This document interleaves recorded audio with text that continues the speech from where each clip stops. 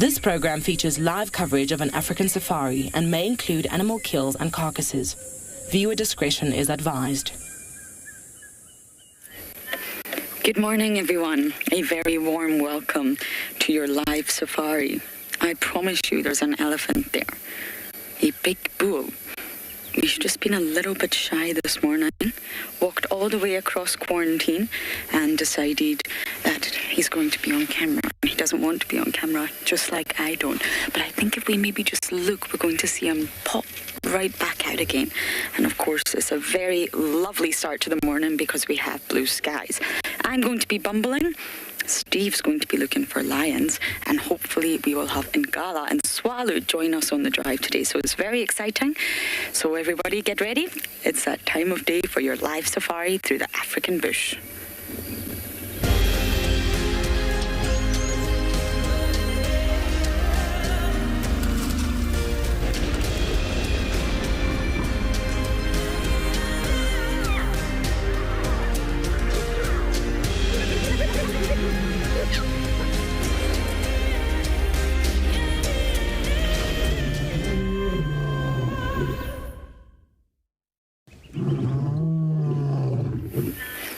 Welcome, everyone. It is great to have you here.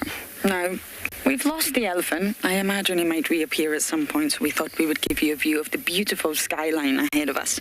I love stopping here, right at the top of Philemon's Dip, and you can see right across all the reserves to the south of us. If you look straight ahead, you're looking at Little Gowrie and Chitwa and all of those other places. So of course I'm going to be heading to the hyena den. I prefer looking at you from this side. I am still swollen. But I'm still Lauren, and we do have Lance on camera this morning. We're going to go straight to the hyena den, see if it's active, but it may not be. It's about just after 6 o'clock in the morning, so it's actually quite late for the hyenas. But we may as well try, since our elephant completely disappeared. Yes, I believe he has. Let us go to the hyena den and see if it's active. And then if it's active, we'll stay there. If it's not, we shall just bumble and see what else we can find. So, of course, before I forget, this is your live safari. You must talk to us. You absolutely must, since I'm not doing a very good job at talking these days.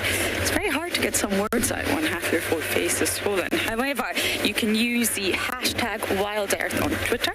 You can use @FC on the YouTube chat. Kids, we want to hear from you the most. Please send in your wonderful questions that actually make us think. Sometimes we don't always know the answer. And you guys, if you're under 18, you email us. And it's kidsequestions@wildearth.tv.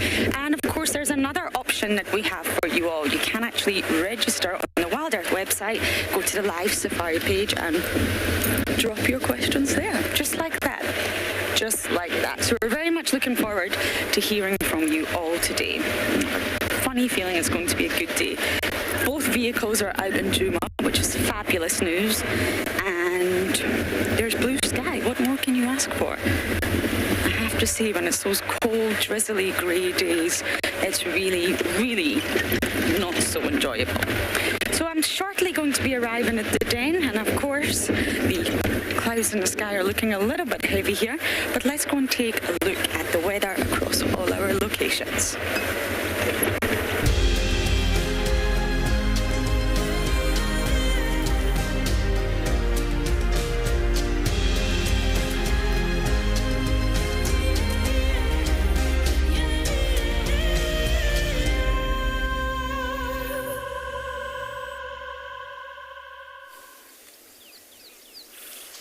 Good morning, everybody. Welcome to the dawn. Welcome to Djuma on the eastern section, where we found the tracks of the Talamati Pride from last night, and we're following them as they go steadily east. Now, what's very interesting, first of all, my name is Steve, joined by Bless on camera, and it's his first solo, everybody, so let's give him a big thumbs up, shall we?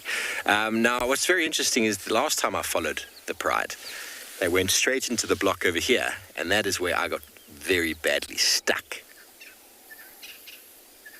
So let's not do that again. But their tracks are heading through. We're going to see if they've come out on the eastern side, and we'll see where they got into. I would like to find the Talamatis this morning. I would like to. I had their last track just behind me there. They've been they've been hunting. They've been going in and out of these blocks looking for food. I don't know if they've found anything. I can't hear anything yet. They didn't send me a SMS yet this morning. But the lions will move in a straight line. And then as soon as they start hunting, they spread out. And then as soon as they miss, they come back again into a straight line. So checking the road like that, notice you'll see the line of tracks in the sand there. You can just go in on that, Bless. You'll see a couple of lion tracks on this side here. There we go. There's one right there. Okay, so the lions were moving. They came through and they've joined again, once again on the road. So we're going to continue on this trail. The lions are heading directly east. So from a guide point of view, we use the radios for communicating. We communicate where the tracks are heading. So you'll let everybody know I've still got tracks of the Pride heading directly east on this road, which is called Central. And you're following up. Victor, the Telematis are smaller than the Nkuhumas. There's less adults. Nkuhumas, I think, are 17. 8 adult lionesses and 9 cubs, if I'm not mistaken. Whereas the Telematis are 9 cubs, but far few adults. 14 in total. Okay, so I was in there the other day when I was horribly stuck. So we won't be going in there. Definitely, these lions start to... When I first started here, we'd follow the Nkuhumas all the time, and their trail and tracks were always on the same pathways, same route. They always pick the same route. And Telematis seem to be doing something quite similar. And I think they went through there. So we're just going to go around the other side, see if they've come out. If they have not, then we'll investigate a little bit further inside the block. There's still a big pride though, 14 lions. And obviously Darkmane is with them, which makes it 15.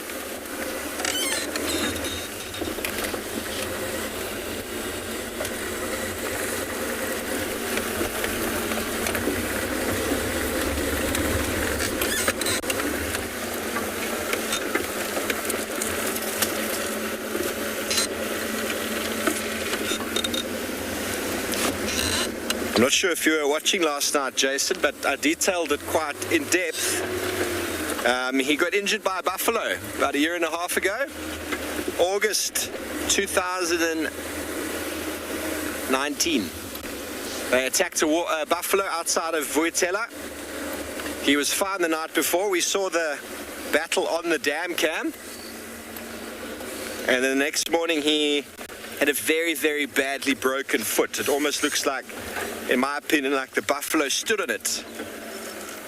There was a laceration on the top, and then all the bones inside were broken. So imagine breaking all of these fingers, all of them, and then not going to physio, not seeing a doctor, not having them reset, and walking around with your 500-pound mass and just walking. That's some serious pain ability, but he's quite slow, but he's just putting on a show for the camera. When he needs to move, everybody, I can guarantee you he can move. Okay, we're going to check our eastern boundary, see what the Telematis have gone. In the meantime, send you over to Ambion Ngala with Tess.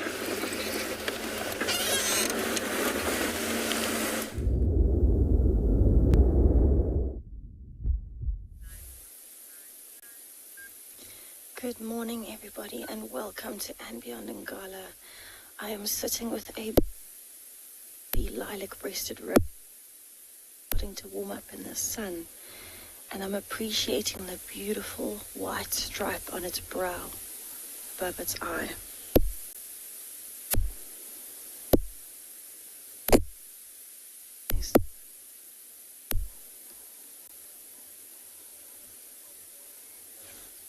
So you can see it's actually looking nice and fluffy.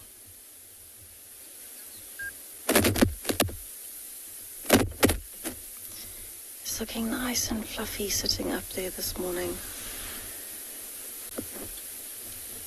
just starting to roost in the sun. I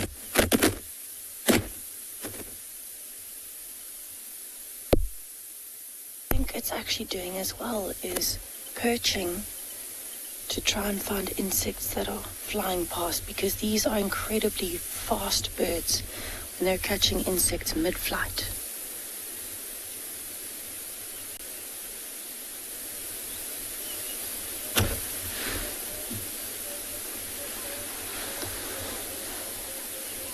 So what I've actually seen it do twice now is come off of the branch, catch an insect on the same branch.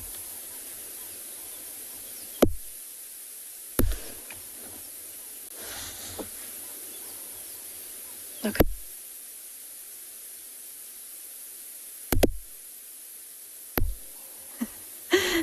My name is...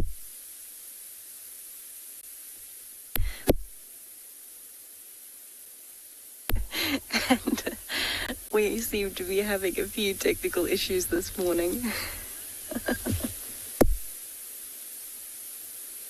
Morning with my microphone. So beautifully.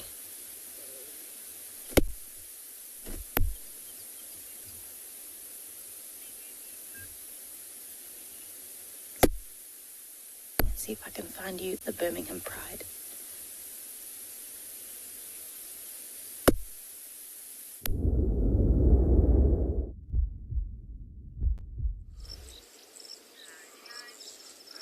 Welcome to Phinda, and beautiful morning here. We found some white rhino.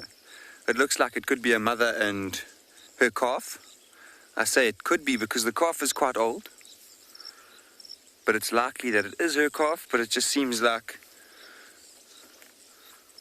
it's been with her for quite some time now. You can see it's almost the same height as her. There is a substantial difference between the two at the moment.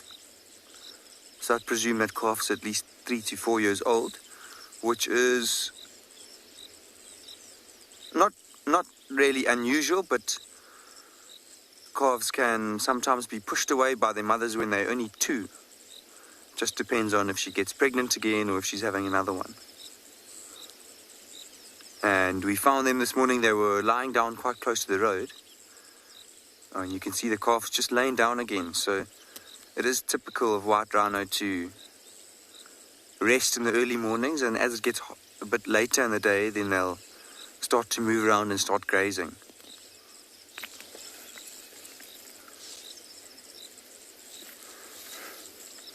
My name is Angus, and behind the camera today we have Simon.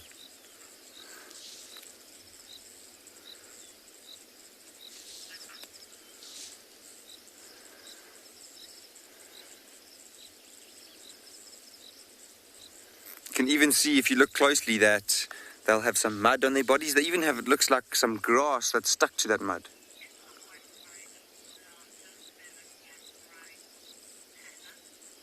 Hannah, yes, a white rhino is larger than a black rhino. White rhino they seem a little bit more robust in a way than a black rhino. They can get a little bit bigger.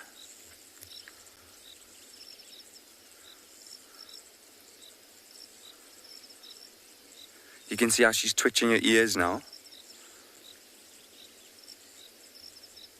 trying to look out for or listen out for any sign of potential danger. Her calf is lying down,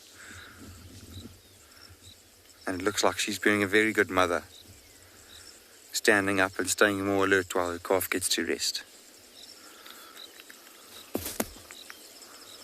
You'll often find them, especially in the summer months now, when it's warmer, they'll sometimes lie in little mud wallows throughout the night. And that's initially where we found them. There's one quite close by, but you can see now that they did move off a little bit as we came closer. We almost just stumbled into them, or we basically did. But they've now relaxed a lot, and you can see that they are happy to just rest there.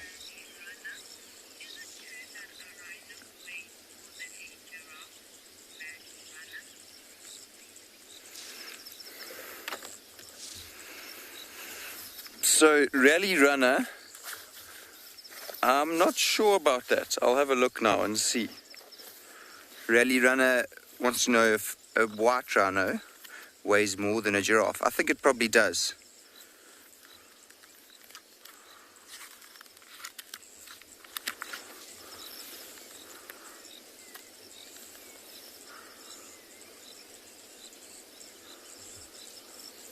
So giraffes are obviously quite big animals as well, but a lot more slender than a rhino would be.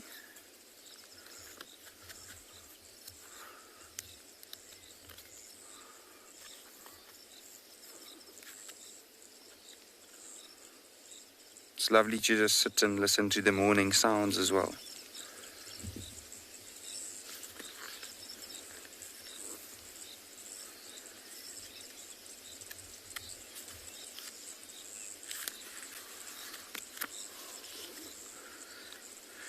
But yes, a white rhino will usually weigh more than a giraffe.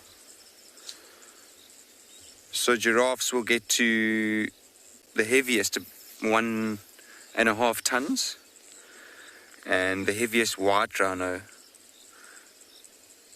can weigh up to 2.5 tons, or almost a little bit lower. So it just depends. So the males obviously for both species are a little bit heavier than the females.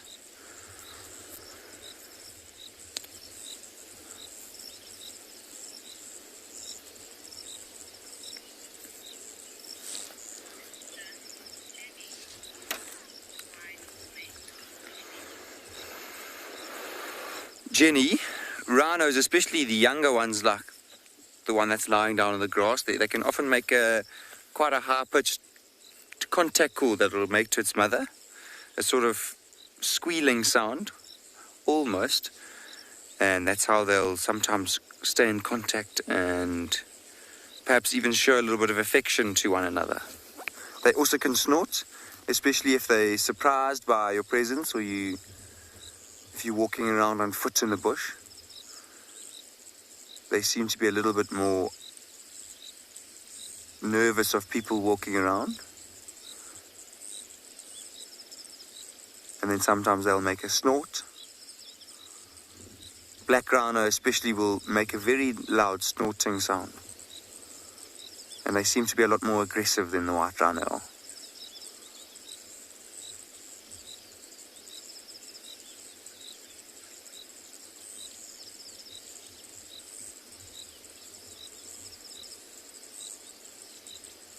You can even see there's scrape marks on her back. And that could be from her rubbing up against a rubbing post, so they can't really scratch themselves. And to help them with that, if they are itchy, they'll just go and rub up against a nice tree. They usually find a thick one that they can walk all the way around, and they'll scratch their whole body.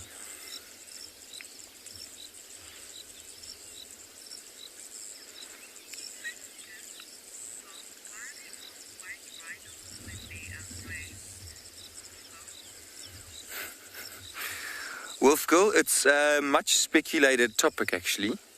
So the most common theory about that is when the Dutch people first arrived in Africa, they spoke obviously a language that was similar to Afrikaans, or the modern day Afrikaans now, and it's called the Wit-lip renoster in Afrikaans. So I think Wit was interpreted by white as the English people then moved to the continent, and that's how they got their name white rhino.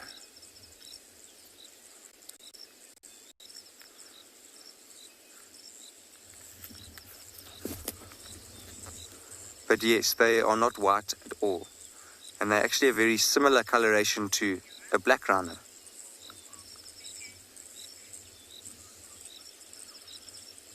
We are going to leave these rhinos soon and carry on looking for cheetah here at Phinda this morning.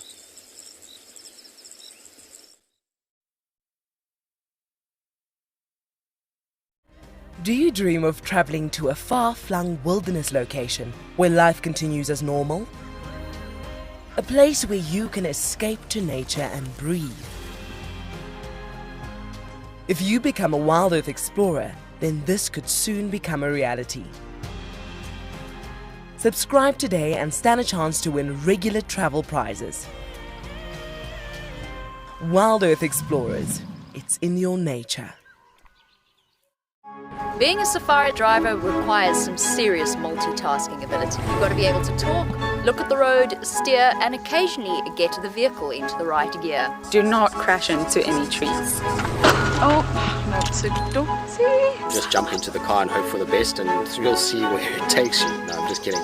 I'm surprised they're moving as fast as that didn't go well. Who is the best driver? Well, me, of course, although some of the cam ops might disagree. Hi, my name is Tristan Dix, and I am a guide here at Djuma Private Game Reserve for Wild Earth. We love connecting you to the African bush, and we always look forward to all of your questions. If you want to ask a question on Wild Earth, you'll need to register on the website. Once registered, go to our live safari page and submit a question below the live feed. Catch up with me on Wild Earth.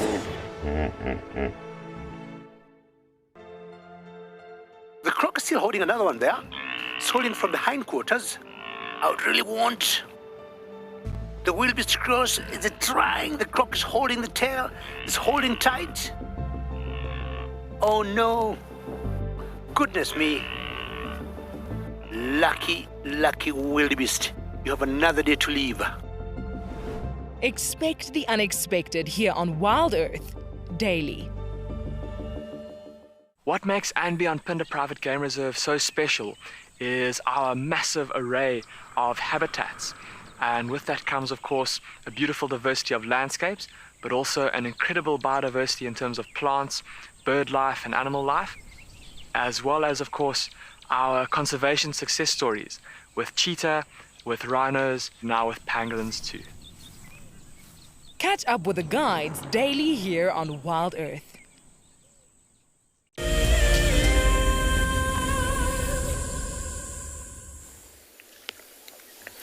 Well, good morning, everybody, and welcome to the Talamati Pride. We have managed to track them down, and so far, so good. Don't know how many of the members are here. They're all sprawled all over the road, but they've eaten something. This boy who's about to come into frame from the side, he's got quite a round belly on him. He's not going to come into frame. He's having a little toilet stop. So they ate something. Probably a couple of impala eaten last night. Yeah, that boy there. Another one there eating someone's ear. So we lost their tracks a few times, and then slowly but surely they regrouped again and headed again in the general direction as sort of east. Now on the far eastern side of Djuma, area called the Gwari Pan. And definitely eaten something, but I reckon it's quite small, whatever it is. Yeah, let's have a look at this one who's about to come into frame now, is he? Let's see if we can get his belly. He's definitely got something in there. And that's a young boy. And then we can have a look at the old boy over here and see how he's behaving to show that he's also probably eaten the lion's share. Old dark mane has kept up with the pride the whole night long.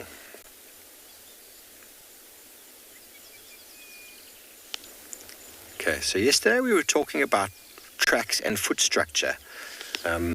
Bless, would you mind this female here on the road? You can see her foot. She's facing us with the foot there, the one in the middle of the road.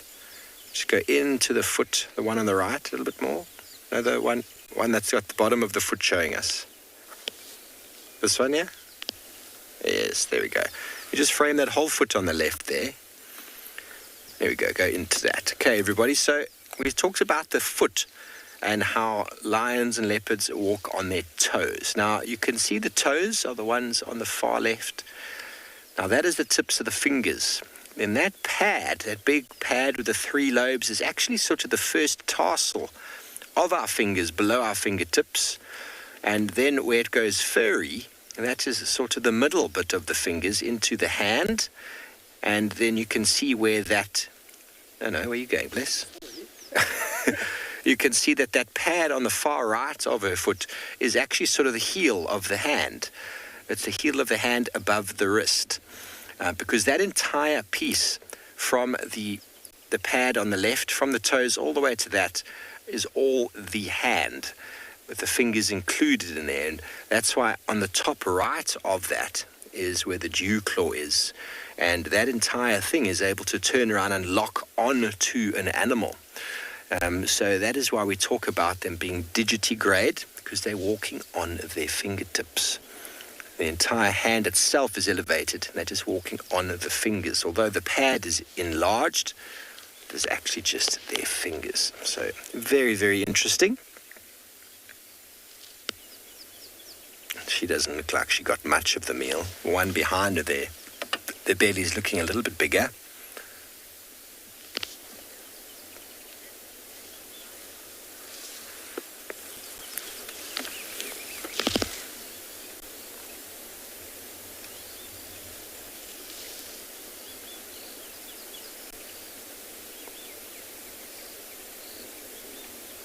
So guiding etiquette 101, one more time. I'll do a few guiding principles today, everybody, just so that we all can understand. Now, for example, if you're a novice on the Game Drive radio and you happen to say, pick up the radio and you go, I've found the lions, and then you stop speaking, can you imagine how many questions you're going to be asked? How many questions? And we've had it before. Many guides who haven't gone through the right training will pick up the radio because you're excited. You're like, yeah, I found the lions. But first of all, what lions? How many are there? Where are they specifically? And what are they doing?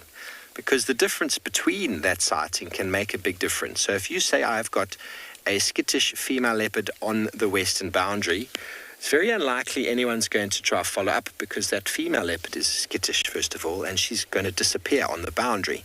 But if you say, I've got the entire Talamati Pride lying up in the road, flat cats, on the junction of Hippo Pools and Guaripan Road, then everybody knows, okay, the whole pride is there. They're inside of Djuma. They're very accessible to anybody who wants to go, and they're not going anywhere. So the radio can calm down. But if you suddenly go, I've got wild dogs mobile east on the same road, you're going to get a lot more people wanting to come quickly because those animals move. Mobile east. We know how wild dogs can move. So as a guide, you want to spend more time talking to your guests and less time on the radio. So if you don't communicate clearly, you're going to get 15 questions when you can eliminate it all in one foul swoop. People who are interested can respond immediately. People who are interested can make their way there without having to ask you any questions. So I'm going to do it on the radio because just so that everybody knows and you can all hear. Station is located at the Talamati Pride. Animals are lying up at Guaripan Road. In the road, visual 5 out of 5. One vehicle on lock, space for 2. Thanks, Bless. So now everybody knows there's plenty of space. They know who's in control of the sighting. I think they want to see the lions, Bless. People don't want to see my face this morning. Way too early in the morning. Very good. So I hope that little bit of radio etiquette makes sense.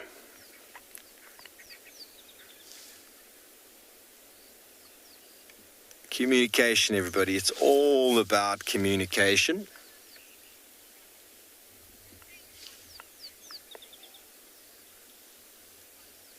I wouldn't be able to compare them to the Nkuhumas. It's not really that easy to say. Lions are expert hunters, you know. Adult lionesses are very good at hunting, and the youngsters are learning all the time. So a pride's successes are determined by the amount of adults that are in the pride. So the more professional females there are, the better the pride will hunt. So the Nkuhumas probably have got a better success rate because they've got so many more adult females. But that doesn't mean in general that they are better hunters.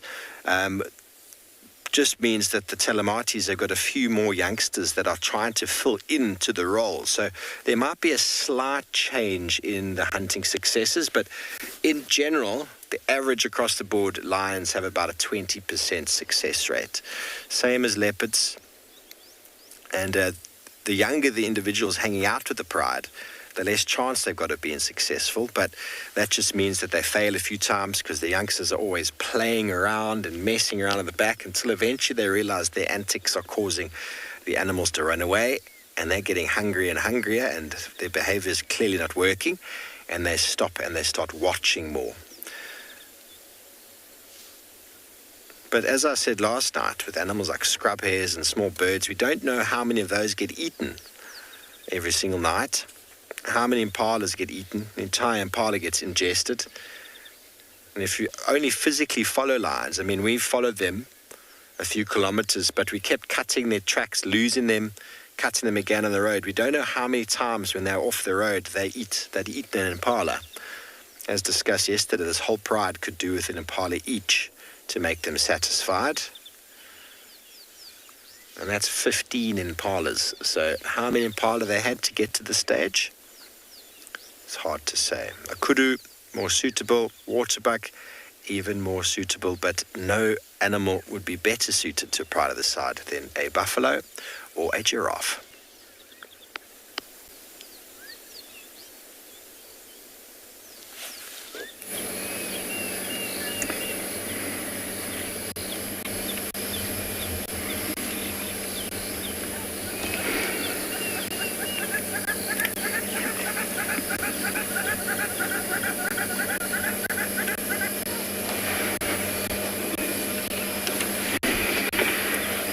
She's not said anything, has she?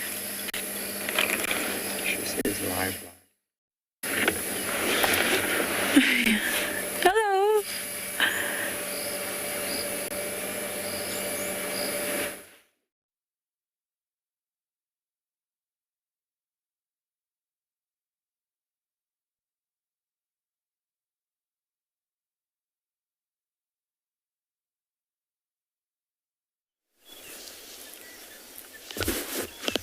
So about those technical issues, we're just about to reposition there. Get you a better view of these lions. But they're all over the road. A little puddle of lions right next to a little watering hole. Quarry Pan is just here on the left-hand side. We can't see it very clearly, but they're sleeping right in the road on the junction, everybody. You know how we always talk, or I always talk about the importance of checking a junction. And shame. You lions have walked so far this evening. You walked so far. I'm going to find my little map for you, and then I can show you exactly how far they've walked. Here's my map.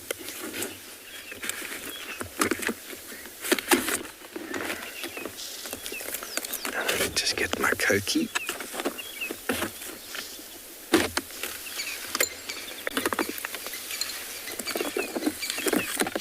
Box of tricks, everybody.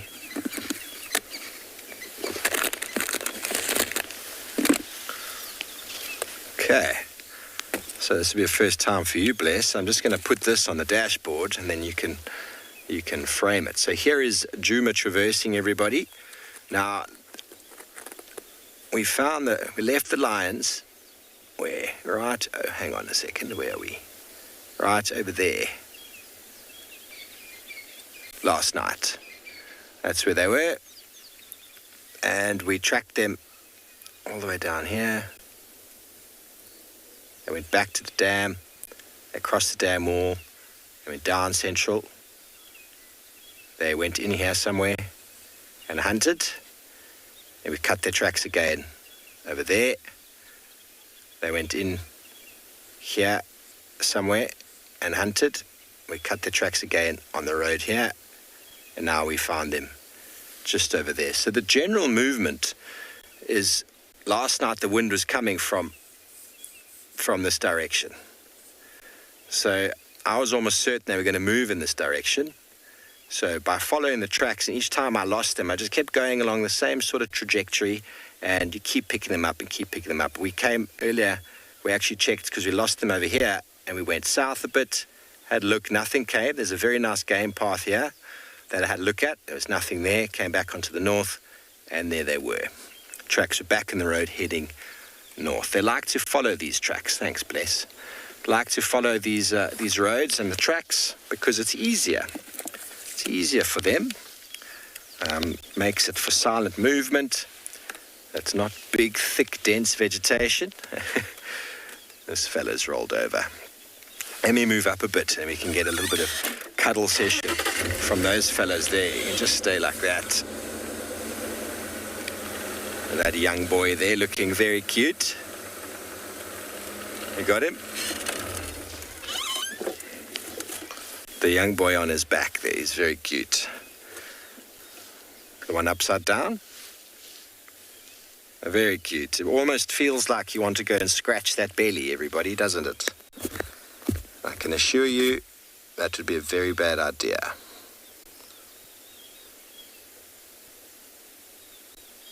So they've eaten, and they've groomed, and they've moved. So they haven't eaten very recently. They probably ate not long after we lost them or left them last night. They were looking mightily hungry. But the fact that they don't have blood on their faces means that they ate quite a while ago.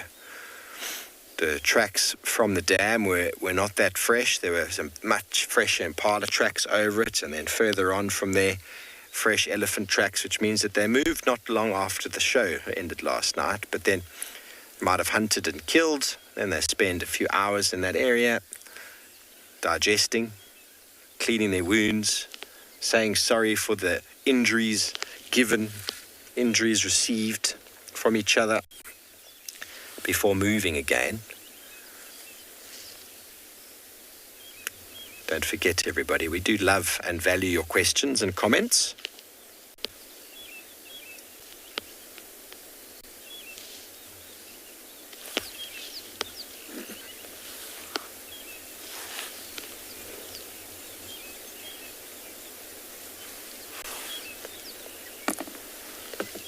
Douglas, yes, most cats have got glands in their feet called pedal glands between the toes. And you'll notice lionesses often scratching up against trees to clean their nails, first of all. Leopards and lions often clean their nails to get that sheath off of the claw. I've had one stuck in my leg before from a domestic cat, that sheath that surrounds the claw. They're constantly removing them. But I don't know if there's actually territory marked by feet glands in cats. They will rub their faces against that as well to leave a little bit of a scent mark. But most of the territory marking, here comes one from the right. What's she going to do? Most of the territory marking they seem to do is urine spraying with scratching. She's going to rub him on the head. Yes, you're the big boy, and we all like you, even though you were mean last night. Okay, so she started moving. Maybe she's a lady like Amber Eyes and likes to go into the bushes when she needs the loo. But they will mark through scent marking, scratching the earth and urinating. Cats are very much urine scent markers. Quite a few animals have glands between their feet, but I'm not certain whether lions actually use them for territorial marking. Okay, well, we were hoping this pride was going to track down that lone buffalo bull. It doesn't seem like they have, but Lauren is still with her large giraffe.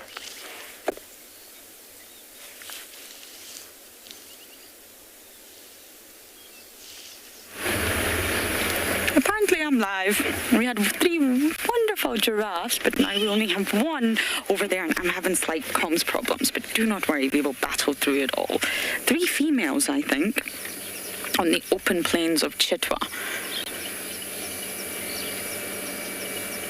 I really, really love seeing giraffes in open plains. Not quite the same when you see them through the thicket and you sort of get some partial view of them. But when you see them in an open area, nothing beats it. Remarkable animals, and I sometimes feel that they are a little bit underrated. You see a giraffe and you think, oh, it's just a giraffe. But actually, they're so specialized. They've evolved like no other. And really, when you start to learn their biology and how their anatomy actually functions to allow them to have this really unique body shape, it's actually really impressive.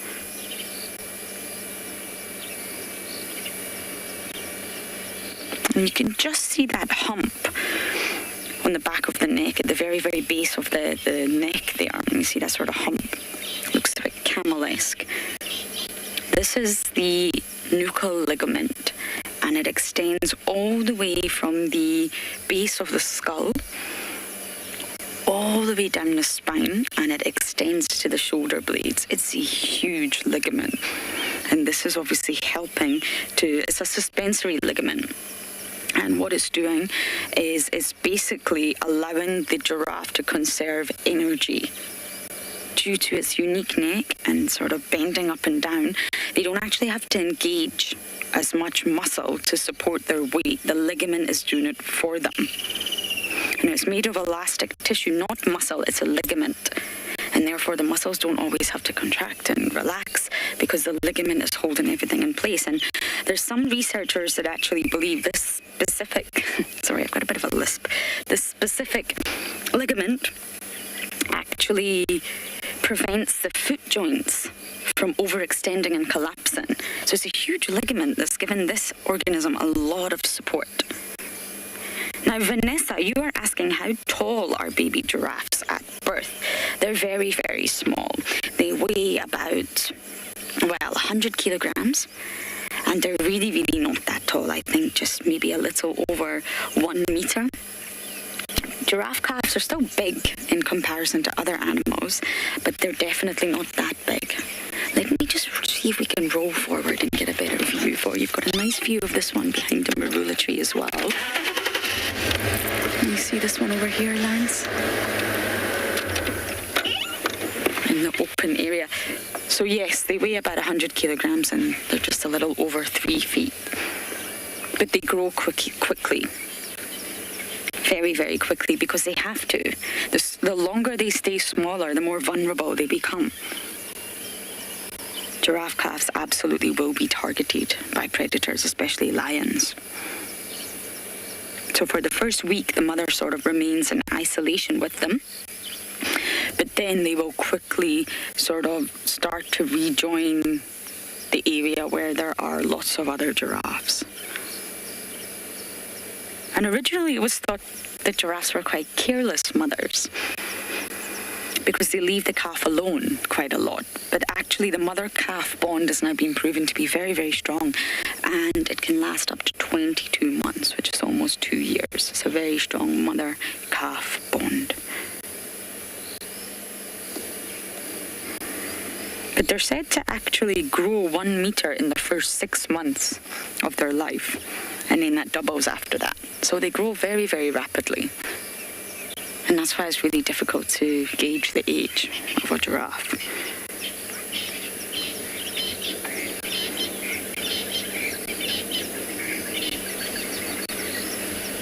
Kim, you are 13 years old and you are asking, what are those 2 horns called? They're not actually horns. We don't call them that, but they're called ossicones when you're referring to a giraffe. And it's made of bone. They project out from the skull, and obviously it's covered in hair. And we use the ossicones to actually try to identify between male and female. So they're very, very helpful. The males will normally be bald on top because they're always slamming those ossicones into other males. Some people call them girafficones, but you know, whatever works for you. But can you imagine giving birth to a calf who has those upright ossicones? That would be very, very dangerous to the mother. So when they're in the womb and when they're first born, the ossicones were actually made from cartilage. And cartilage is that really sort of soft, flexible material that we have in our ears, at the end of our nose, inside our knee joints, shock absorbers. And the ossicones lay flat against the skull. It isn't until the giraffe's born that they sort of pop up and stand vertically and stand erect. And then slowly they ossify. And what that means, Kim, is that they go from being made of cartilage to then turn into bone. But they're not made from bone at the start of the giraffe's life because it's far too dangerous when exiting the womb during the birthing process. So it's fused to the skull, and we call them ossicones, but they are present in the embryo. They're just made from a different material, and that is cartilage. Cartilage is a really interesting material in the animal kingdom. I mean, you have entire groups of animals, like your cartilaginous fish, whose entire skeleton is made from cartilage, and that's why we don't see shark or manta ray skeletons hanging up in the museum, because cartilage just completely biodegrades, not like bone. It's very flexible, which is exactly why it benefits them. It's very soft, malleable, and it's really resistant to disease, especially in the ocean. Great question, Kim. We call them ossicones. I kind of like girafficones, so. We're getting a good view of that nuchal ligament there. Of course, it's inside the animal's body, but you can just see running right along the top of the neck to the bend. That's where that nuchal ligament is positioned. Okay, so we're on Chitwa now. We're going to scratch around here and see what else we can find.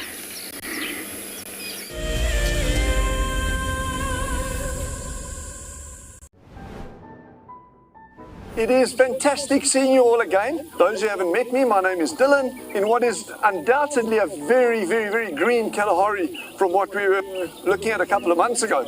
We will be doing our very first fireside chat for Wild Earth.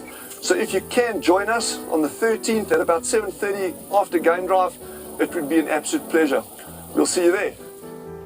Sign up to become an explorer and join them by the fire straight after the sunset safari. Sometimes love wants to make you sing.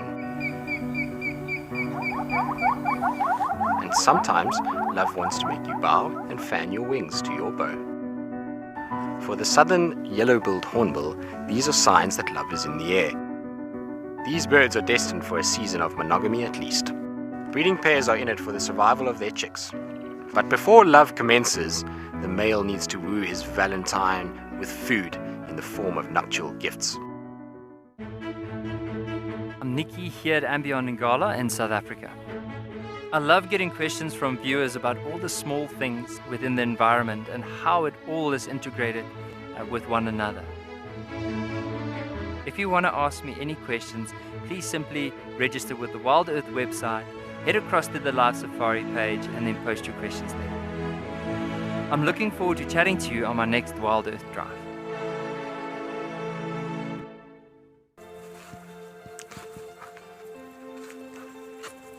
Hello, Mama. Just checking us out, everybody. There's no aggression here. Very relaxed. A herd of elephants moving around your car like that. It's truly, truly magical. Tune into Wild Earth every single day. It's in your nature. Hi, I'm Kyle, and I come to you live every day here from Tswalu, Kalahari in South Africa. My favorite bird has to be the social weaver. The enormous nest that they create, their survival tactics to inhabit these harsh and unforgiving environments, and as well as their complex social arrangements is truly remarkable. And the interconnectedness with the ecosystem shows us that we are too. Catch up with the guides daily here on Wild Earth.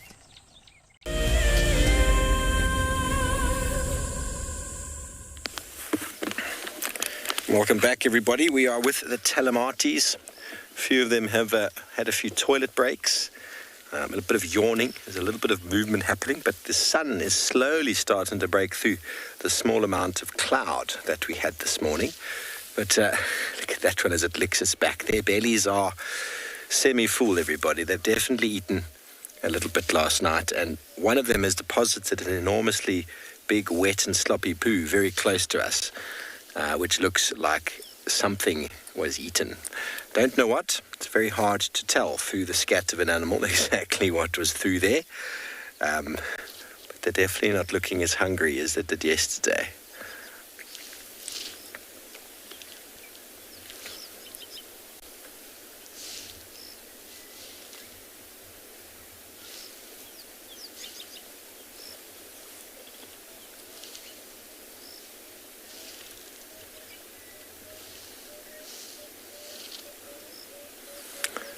KG, it all depends on where they are. If they're in their territory and they encounter another pride, there'll probably be aggression.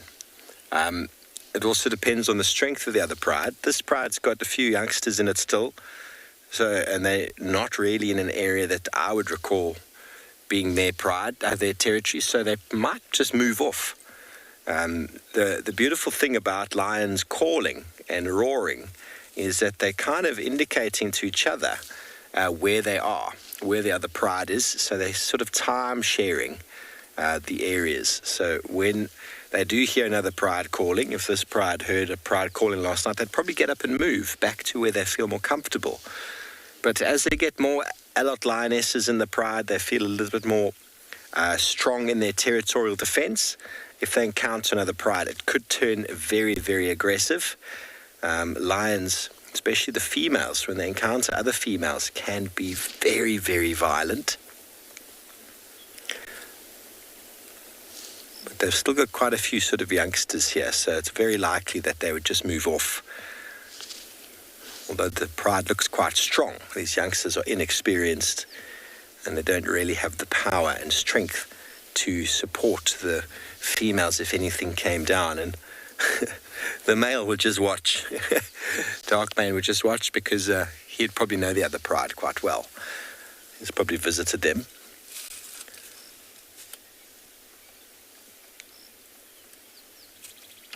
And sometimes, like what Pat witnessed in the Masai Mara, a large animal dies or is killed on a boundary or in an area that both prides have good access to, and that can often lead to competition over the resource, each pride deeming that that animal is within their territorial boundary, and fights can be fierce.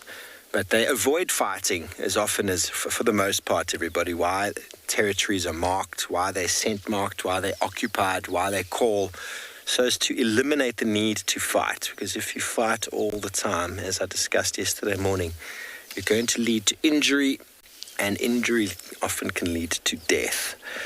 So these animals will avoid it. It's a last resort. And even if they did encounter another pride, there might not even be any physical confrontation. There might be a lot of growling and a lot of noise. But everything in lion world is loud and seemingly aggressive. If you've seen them feeding, nice one, bless. If you've seen them feeding, even amongst their family, there's often a lot of noise and animosity towards each other. And that's to the ones they love and know. Now, imagine they find a foreign pride in their area. And what I find amazing is that they see the pride and they know that they're not family. They can recognize that. Obviously, I suppose it's just like humans. We can tell if people are our friends immediately. It takes us quite a bit of time to recognize lions. But they can see a foreign pride and they know immediately, hey, I don't know these fellows at all.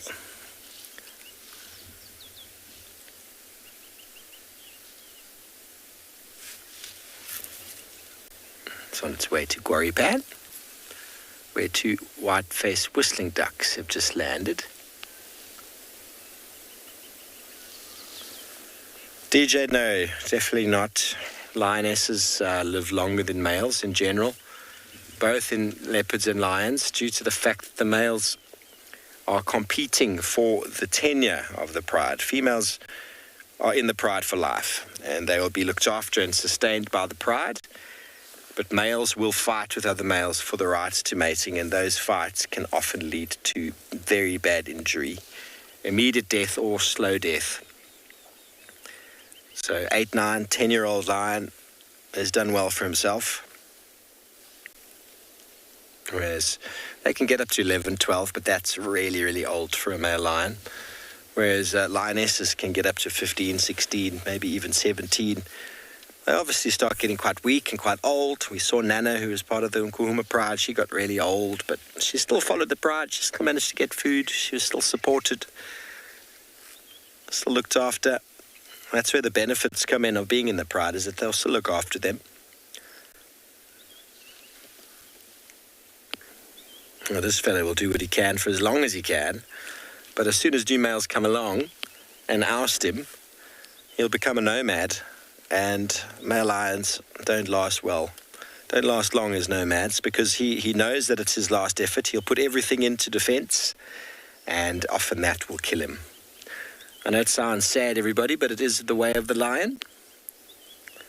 They are aggressive towards each other. It is their nature. It's what breeds stronger lions. Even suckling and competing for milk with mum, it's strong and aggressive and powerful.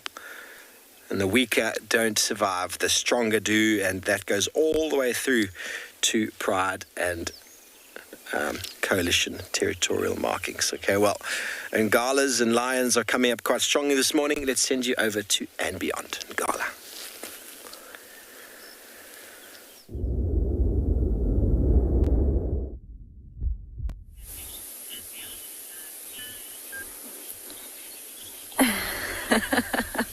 Welcome back to And Beyond Ngala. I've been watching some beautiful brown-headed parrots in that leadwood tree at the back there.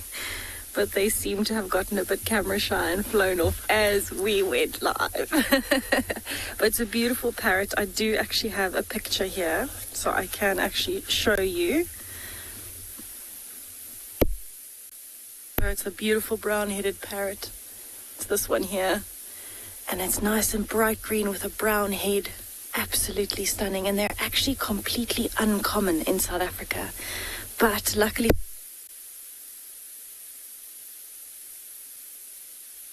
in areas like the Kruger National Park, they are pretty common. So we get to see them quite a lot. They make a beautiful shrieking call. And they've been preening in the sun this morning. And now I think they're going to start feeding on things like fruits, nectar, all those kinds of yummy things, even flowers occasionally. And at the moment we have quite a few resident nesting pairs, so they actually stay in a pair for majority of their life, which is quite cool. But it's a beautiful morning here, and so we're appreciating a lot of the bird life this morning. But I think what I want to do is, I'm actually here looking for the Birmingham Pride. That's why we're on this road. This is where the tracks were heading us yesterday. They were going in circles.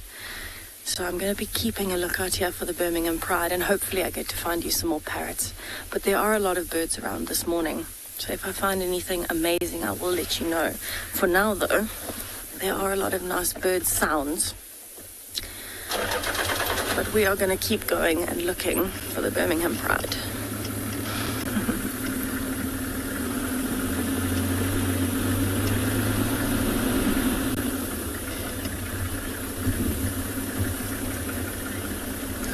Kylie, yes, usually the parrots are monogamous, but it's not unheard of for them to find a new partner if something does happen to the other partner. Normally they would be in a pair for life. And they actually try and use the same nesting holes, the same nest every single year. So we know that if we've seen a pair of parrots in a particular hole nest, because they hollow out a hole or use old woodpecker nests, anything like that, then we know that that particular pair should stay there. And they're one of my absolute favorites. They've got such a beautiful call. The shriek of a parrot is so beautiful out here in the bush. And there was just such a nice bright pop of color up in the trees.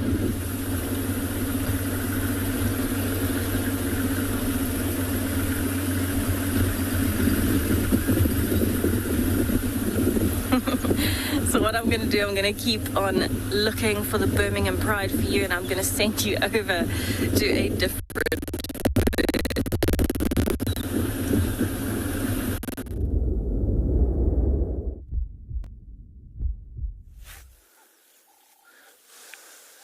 Good morning from Tswalu. We are finally out. It was still some rain and some lightning this morning. So we've managed to come out and find these two gentlemen just still having their mid-morning nap. The little chap at the back has been struggling to keep his eyes open. He's been sort of nodding off, so they're still clearly tired from having to ride out a rainstorm last night. We had heavy rains, and yeah, they haven't quite got up yet. They are lying down at the moment. They're not standing in the grass, they're lying down, which is quite nice. You're with me, Deirdre, and Morgan's on camera this morning. And yeah, we don't really have too much of a plan because it's been raining, so we'll see what is out. But it is nice to start with the two birds over there. So both of them males, and that by the black plumage of the feathers. Sometimes also you can actually see if they're in breeding plumage, you look at the colour of the beak and it's sort of a very bright orange, as well as the colour of the shins. And then that does tell you that it's a breeding male. See, oh, there, he's dozing at the back.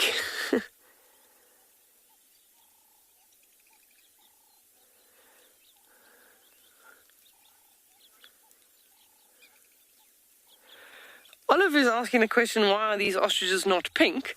The ostriches that you see that have a much pinker neck are the ones from East Africa, which is like the Somali race of ostrich. They tend to have a lot more pink around their neck.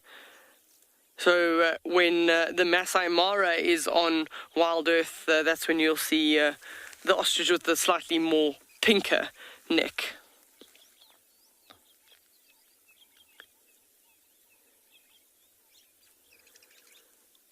It's clearly they have got no enthusiasm to get up, because normally if we this distance from an ostrich, they stand up and they start thinking about moving away from us.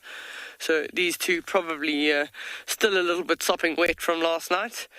Not the most pleasant thing for them, because they don't really have a lot of most birds will have some kind of an oil covering over their feathers to handle getting wet, but ostriches don't have too much of that. They don't have the same types of feathers of other birds, so for them they probably are wet, and they're probably waiting for the sun, which it's partially cloudy at the moment, so it's going to be a while before there's going to be some sunshine to dry them out properly.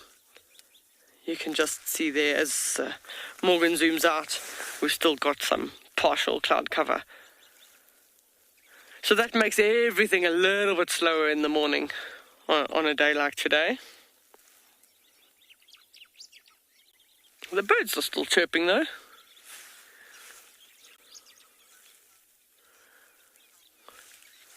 Helmut is asking the question, do they run faster than lions? So I've clocked an ostrich running next to the vehicle parallel at a speed of over 70 kilometers per hour. A lion's charging speed is about 80 kilometers an hour, and I have seen lions kill ostrich, but not from a chase, not from a running chase that the lions kill them. It's this situation more in the evening when the ostrich is lying down sleeping and the lions maybe encounter them, then they're a little bit easier to catch because they're trying to run around in the dark and they can't see where they're going. So I've never seen a lion chase an ostrich and successfully catch it, but I have seen both cheetah and lion kill an ostrich, but it's been in the evening time when the ostrich is vulnerable. It can't necessarily see where it's going, and it is already lying down, so it's already at a disadvantage. But a lion's top speed is over 80 kilometers per hour, so that's 22 meters per second, and that's at a full charge.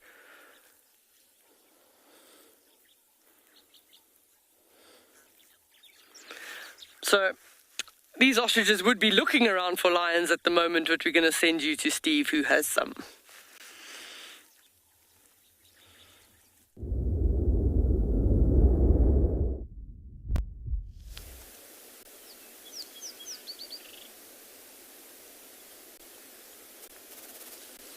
Welcome back, everybody. Well, that lioness that we saw go into the pan before was very interested in our white-faced whistling ducks, but they became aware of her and flew away. But it was quite interesting because she actually did a jump, but they had jumped a bit higher. So yes, of course, many animals are faster than lions. The lions have their strategy in being able to get close. That is the key. That is the purpose of stalking. The purpose of stalking with lions and leopards, to get as close as possible before a lightning quick attack.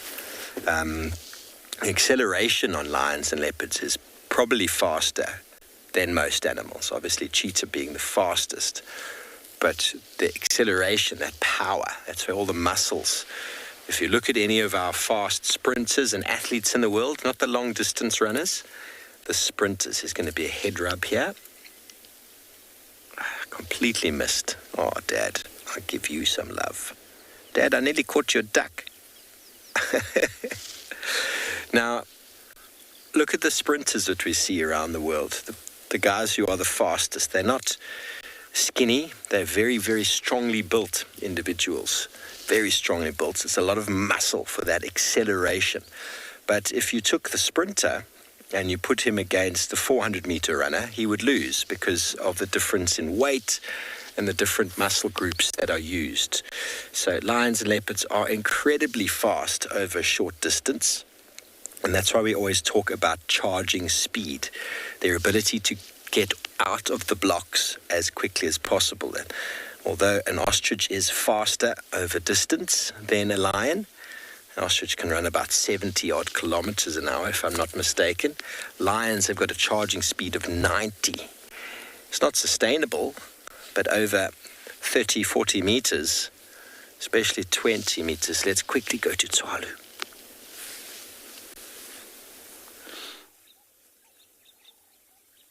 So what are we saw 4 here the other day.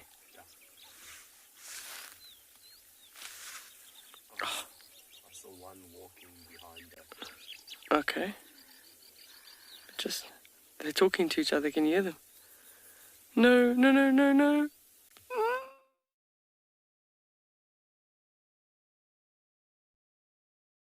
Look what we found. Oh, no, don't go away. Ah, bat-eared fox. So there are 4 that live at that den, and we literally have a gap. They're a long distance away, so we literally have one gap at they're about 80 meters or more away, but there were 4 of them the other day, and they're living in the Mokala burrow system. But that was one. I'm going to try and go back. Let's see if we can get another view. But that was a bat-eared fox that was coming out to try and also maybe get a little bit of sun. Oh, there we go. There we go. I'm going to get that one. Oh, no. I literally just saw his tail go in the hole. Oh, no, there he is. There he is. Okay. So he's literally gone back to exactly where he was. Maybe through that gap. No, that's going to be a little bit challenging. It looks like they're moving around. Do you see some? Okay, no, Morgan can't see him at all. Unfortunately, I've got a bush in the way. So, yeah, well, that was a brief glimpse of a bat-eared fox. And it's nice for us because they tend to... Okay, so let me go forward. Morgan says there was another one on the left. The bat-eared foxes do tend to be nocturnal. So we're starting to get them coming out in the early morning winter to sun themselves a little bit. We don't know how wet they got last night as well, and also how hungry they are. If they got too wet and they weren't able to feed, they might actually be taking the opportunity to try and go out feeding a little bit while it's not too hot. Too many little bushes in the way, and unfortunately, well, fortunately in one way, we don't off-road for small little animals like that because they don't take well to being pursued off-road. Okay, we've got a perfect view here. We actually have to go further away to get a better view. I'm just going to go a little bit... There we go. You've got 3 of them. I think, is that good for you, Morgan? We're just going to zoom in and we can see...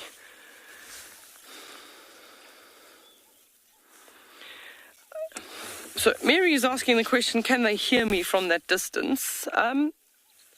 I've got a loud enough voice, they probably can. They've got very big ears, so their hearing is very good. They definitely hear the vehicle, but fortunately, because they hear vehicles regularly going past on this road, it doesn't seem to alter their behavior. They're certainly not looking as if they can hear us, but they're also probably focused on trying to get some tasty morsels while it's not raining. So that's exactly how they feed. That one's just sitting there, but normally they would put their ears parallel to the ground and they listen, exactly what he's just done there. And they're listening for beetle larvae and grubs scratching underneath the ground, at least 30 centimeters, and then they'll use their little sharp claws to actually dig up that insect.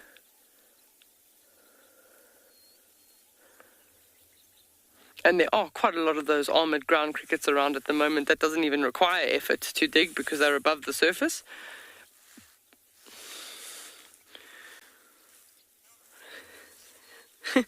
Jane is saying that they're a perfect mixture of adorable and bizarre. Absolutely, they've got ears like Yoda. But it works for them. It's what they need. But they are very, very adorable. Especially a month or two ago, it was the season for all the little pups. And we were seeing some really, really tiny, cute ones.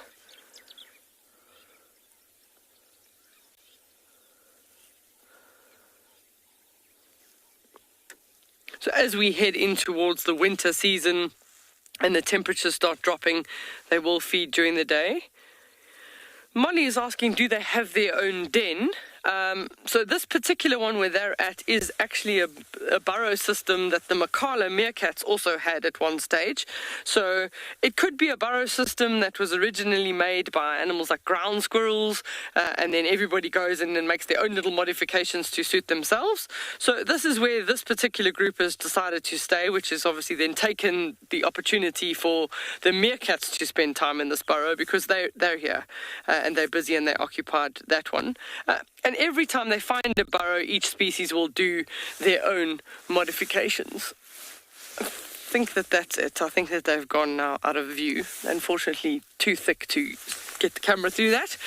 But yeah, they've been here only for a couple of weeks at this den.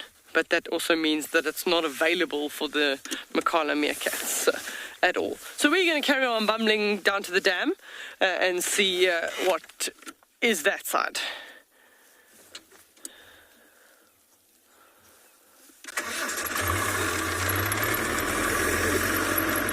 We're going to send you to Lauren, who has a tall animal.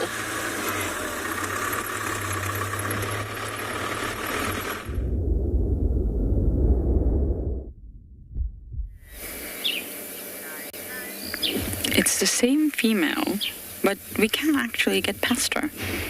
Lance is going to show you. She's standing right in the middle of the road in front of us. Line audio from the south. Sorry about that, that's my game drive. So even if we wanted to go, we can't. But I'm more than happy. Let's take a little closer look at her gorgeous face. And just going back to their anatomy, not only do they have that ligament that I told you about, they also have a huge muscle running from their chin, just that curvature of her chin, all the way down her neck at the front to her sort of breastbone, if you like, the chest. Again, reaching the shoulder blades from the other side. So the entire structure of the neck, the vertebrae, is supported on the top side by the ligament, on underside by a huge, huge muscle. And not only is this to hold the neck up, she herself doesn't have to actively do that. It's been held in place by the ligament and the muscle, and therefore she's saving energy constantly. And although I mentioned earlier the ligament is supporting the feet, it's not attached to the feet, it doesn't touch the feet, but everything in the body affects the other. Sometimes I get pain in my neck and I'm thinking, oh, my neck is so sore, but it's actually coming from a problem in my back. I'm going to go to my chiropractor. He says, yes, your neck is sore, but that's not the problem. The problem's in your back. So this entire ligament is supporting her entire body.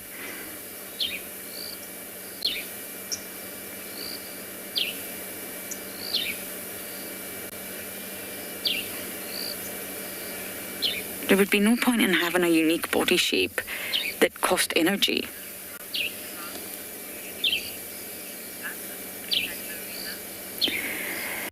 Catalina, giraffes were thought to be silent, but it's actually now proven that they're not silent, particularly at nighttime. So if you look at a giraffe, if we can just quickly zoom into her eye lands, you'll see that they have very large eyes. Yes, they're large animals, but what I'm talking about is in proportion to their skull. And that tells you immediately that's your key, that they're very visual. And of course they're visual. They have a completely different perspective of the landscape because they're so tall. So they can see one another. They also do have very good hearing, a sense of hearing, and smell. So they regularly follow one another because they like to be around other giraffes. We think they're silent, but at nighttime they're said to produce a sound that's almost like humming. And they hum to one another because it's dark. So their visual capacity is gone. Yes, so be able to see a little bit at night time, but not as well as during the day. So that's why they'll hum to one another. And it's said to be very, very low, that most humans don't hear it. It's not quite infrasonic, but it's very, very low. So they are communicating. We're just not picking up on it. And of course they are. They're not solitary, but they also don't have a very strict social structure. They're gregarious, and their social structures temporary, sometimes aloof, but they do very much enjoy being around other giraffes. They are social. You'll find bachelors tend to enjoy being around other bachelor herds, and you'll also find sort of creche groups, maternity groups of females and calves, but it's not a strict social structure. There's not sort of, individuals will fluctuate, and there's not really any lasting bonds.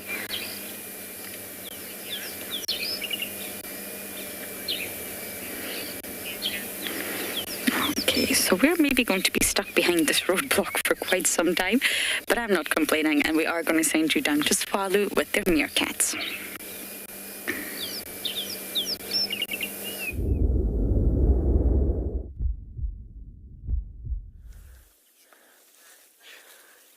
So we went from the one burrow system to the next burrow system, and this is where the Makadas have moved to. That's the same. We saw the same 6 yesterday morning. There's just the 2 adults and the 4 sub-adults. Something seems to have happened in the last 2 days, because we haven't seen the alpha female. We haven't seen. We know she's got at least 4, I think 5 new pups that are about 18 days old, and then there's another 1 or 2 adults that are also missing. So we don't know if something split the group in that they've been sleeping at different burrows and they have to sort of find or get back to each other. So there's no drama. Meerkats come and go, and they find each other after a couple of days. So it should be fine. But they're also just waiting for the sun. Yesterday morning, by this time, they were already feeding, but without the sunshine at the moment, they're just trying to get a little bit warmer before they go feeding.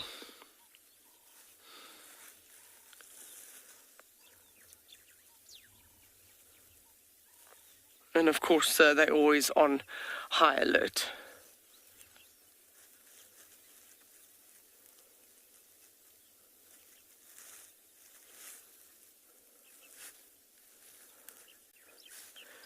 Alistair's asked a very interesting question. I hadn't thought about that before, but he's asked the question, can they feed standing up, or can they walk standing up? No. Whenever they want to move from one place to the other, they go down and use all 4 legs, like the one on the right. So I've never seen them. They shuffle. That's the only thing that I've seen them do, shuffle to change position like that one's just done, with their tail as the sort of tripod, or the third leg, if you want to put it that way, but it uses the tail as a prop. So they do move around like that, but they don't walk forwards 2 or 3 paces on their feet. That's not how they operate. They generally tend to go down onto all 4s before they move forward. So after a while, standing up straight like that, they do get a little bit tired. They do tend to relax a bit and sit down. But standing up straight is definitely a height advantage. You can see just the level of the plants directly behind them. I mean, they've got to try and see over that to see if there's a jackal or a predator or something in the area. So they just want to be extra sure before they go out foraging. They can see, I mean, it's a direct line of sight towards us, and there's no vegetation between us and them, but you can see how he's trying to look over the bushes and through the bushes or the grasses to see if there is any danger. In the winter season, it's certainly easier when the vegetation has died back a lot for them.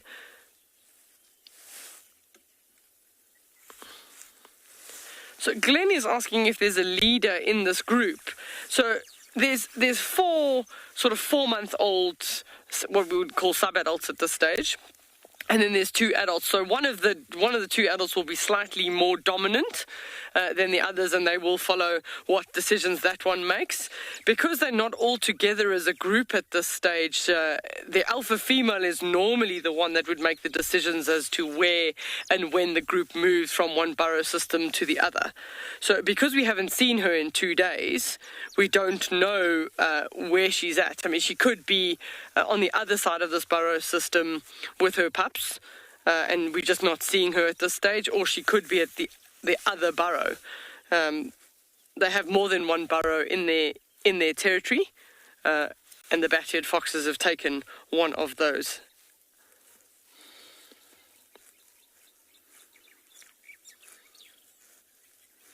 We also find in groups of meerkats, if the group gets too large, between males and females, some of them want to become dominant, they want to be alphas, then they start breaking off and making up groups of their own.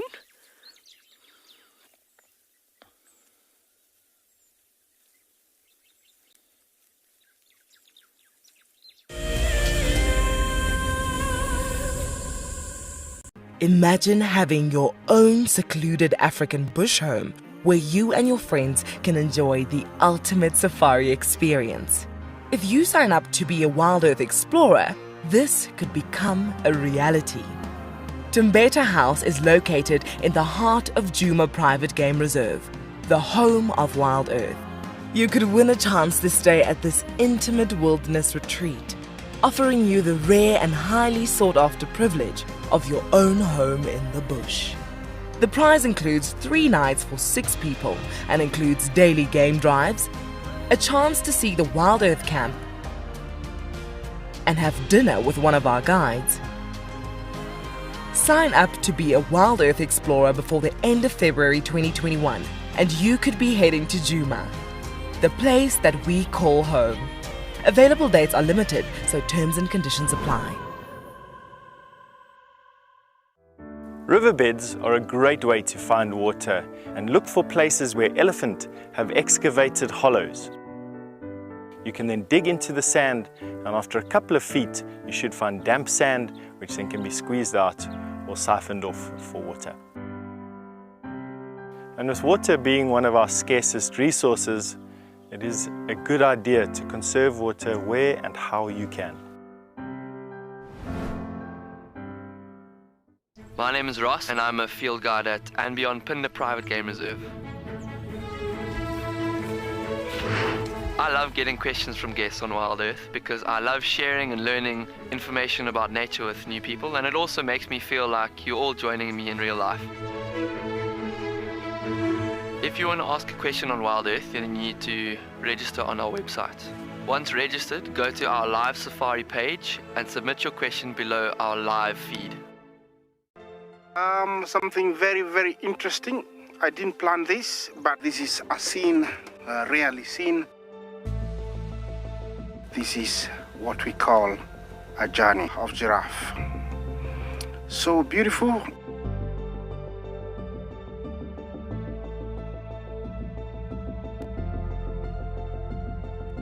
Tune into Wild Earth every single day.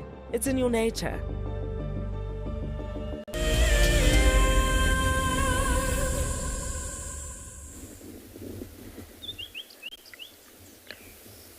Welcome back to the grooming session, everybody. There's a lot of love happening here.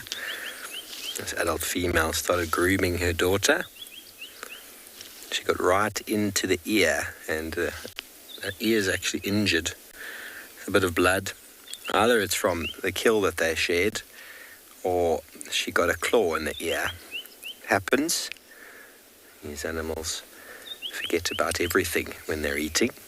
Lots of claws and teeth go flying. But now she's getting her groom on. Legs and chest and ears and everything being licked. It's a very compulsive thing with cats to start. Once they start licking, they just really go for it.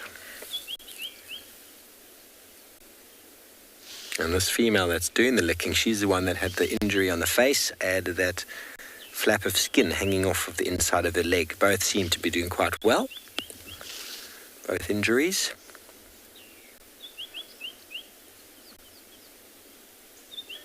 moving up to Juba.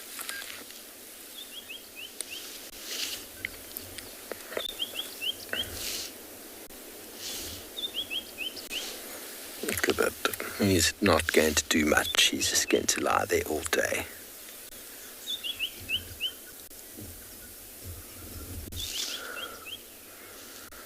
Dominic, well, cats lick themselves, dogs lick themselves. Saliva has got an enormous amount of antibacterial and huge amounts of healing properties, even for ourselves. What's the first thing you do when you hurt your finger? You stick it in your mouth.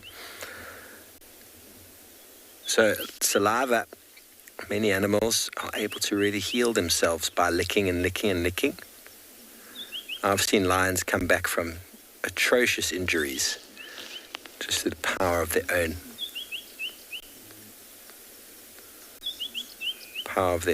licking. Obviously some wounds are far past a good lick.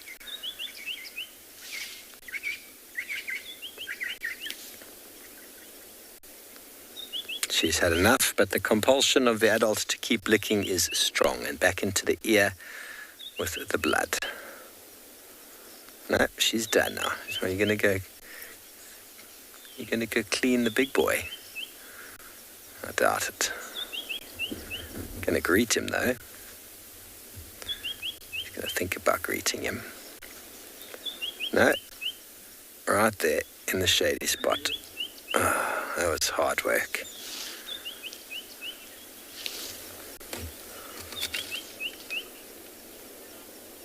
Alright, so tick fever is not transferred through eating of ticks, it's transferred through being bitten. So there's plenty of diseases that are transferred that way. We get tick bite fever, the type of disease we get. Dogs get biliary, which is a very similar type of disease. And there's quite a few instances of lions cleaning ticks off of each other. Those are mainly flies on his body there, and ants. So no, you don't contract the diseases by eating the ticks. You get them through being envenomated, or should I say from the disease transferred through the blood stream. Stomachs are powerful things. You can eat poison, or you can eat venomous objects. You can eat diseases, I suppose. But if they get into the blood, that is where the problem lies. So most tick-borne diseases are contracted through being physically bitten. But it is beneficial to them to remove the ticks. No doubt they get protein from the blood as well as from the tick itself in their diet.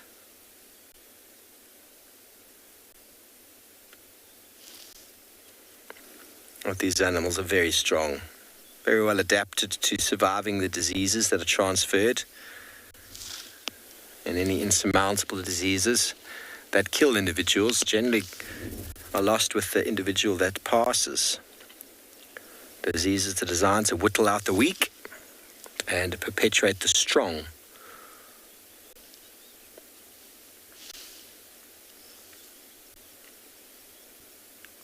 Survival of the fittest is not just the survival of the strongest animal, but the ability of that strong animal to pass on their genetics through breeding, successful breeding.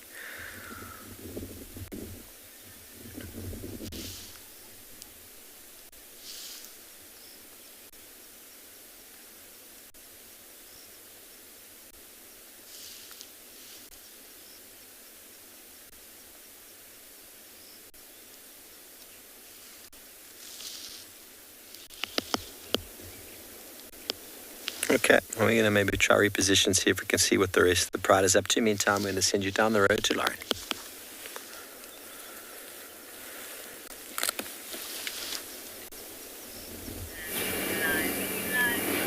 We have a very lovely view of what most likely is a monogamous pair. But the female is sort of standing a little bit higher, a little bit taller at the front there. Easy to tell from that lower band of grey plumage at the bottom of the wing, and the male is behind. Now, there's quite a few monogamous pairs of battle ears around, And of course, there's one female that's sitting on a nest, and I am really, really hoping that we can get to see a chick, a really, really newborn chick. That would be so wonderful.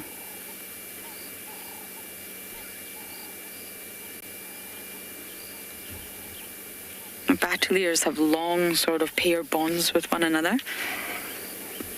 They're residents, so the monogamous relationship is not just for the breeding season.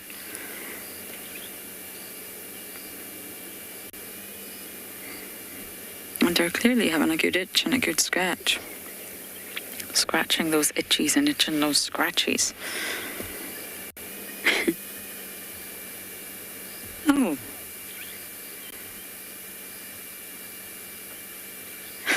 Would you look at that? Now, they're highly specialized birds. And I was mentioning yesterday about the sort of way that the predators all fit into one another in terrestrial predators. And it's exactly the same for aerial predators. They've all got their unique specializations. They can all compete. Now, Vanessa, I'm going to show you. I'm not able to show you my phone, so you're going to hear lots of noise as I dig for my bird book, which of course has to be at the very bottom of the pile, because the juveniles look very, very different.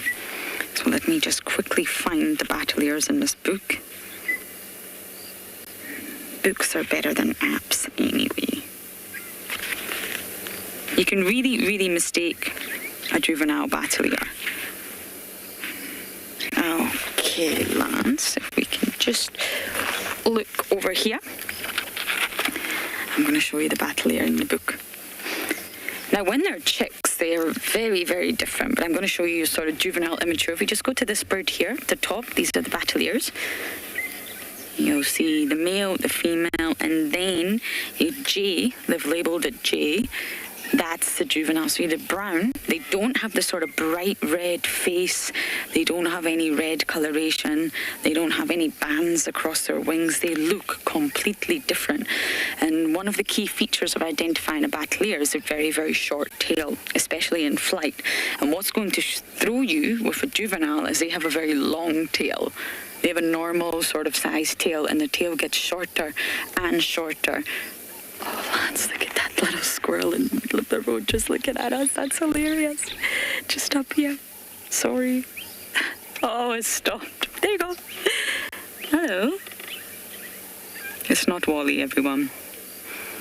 I would like to show you all Wally one day. He's quite the character. Sorry about that. I thought we would maybe be able to get that squirrel standing up. So yes, the bateleur juveniles look very, very different, and that's why sometimes when you see a raptor and you're trying to identify it, it will throw you. It still throws me to this day, even though I've seen many juveniles. But I've never seen a sort of newly hatched chick, and that's what I really, really want to see. That's why we keep checking on this nest every day. I think that'll be such a lovely sighting. But you really, really can't mistake the adult bateleurs. Even if they're perched like this or they're in flight, they're really unmistakable.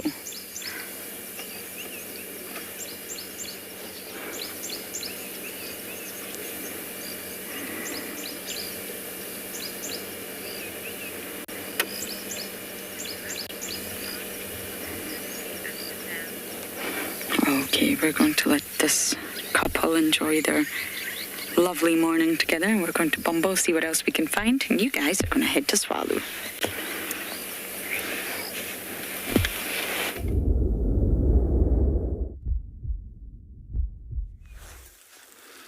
So welcome back to Tswalu.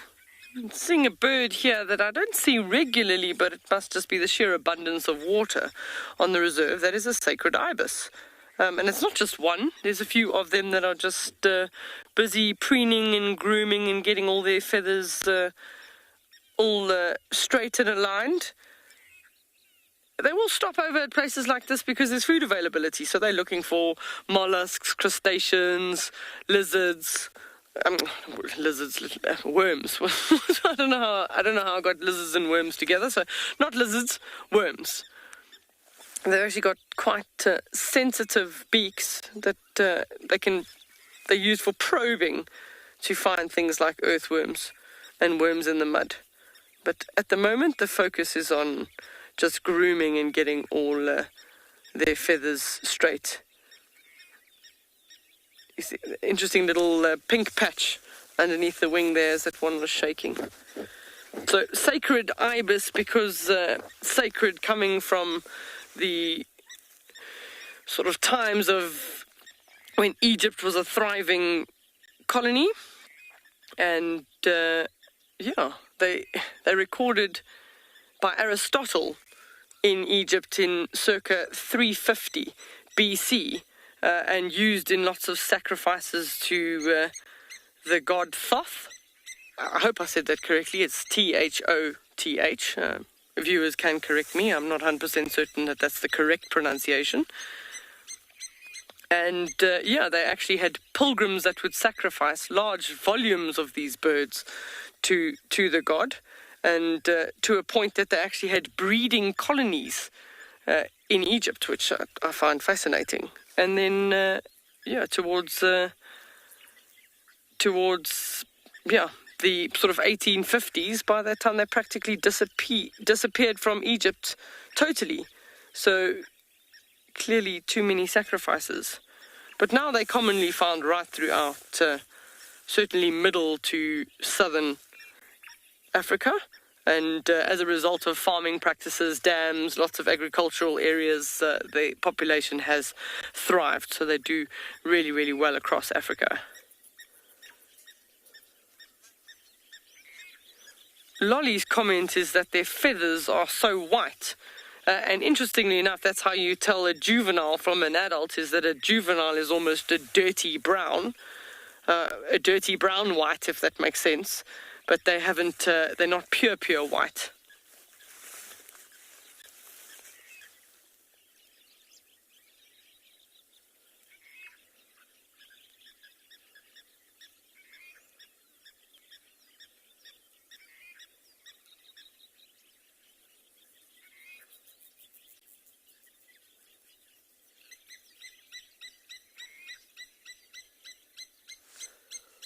It's a blacksmith lapwing that's making a lot of noise. You probably hear it on your audio, but we can't unfortunately show you the bird. It's in a thicket, but a small little raptor flew in.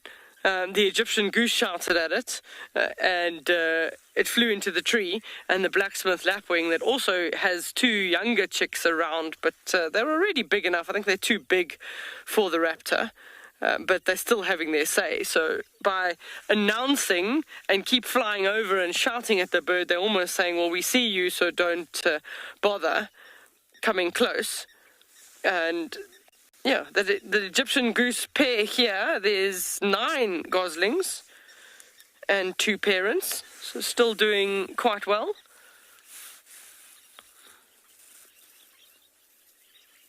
But all those goslings are a little bit too large for the size of the raptor that we saw, but it was such a quick glimpse, we don't actually know what it was. But sometimes the smaller raptors will be waiting for some of the seed-eating birds, the little finches, and that to come down to drink, and then they can grab that. We're going to send you to somebody that's got some weaver's nests.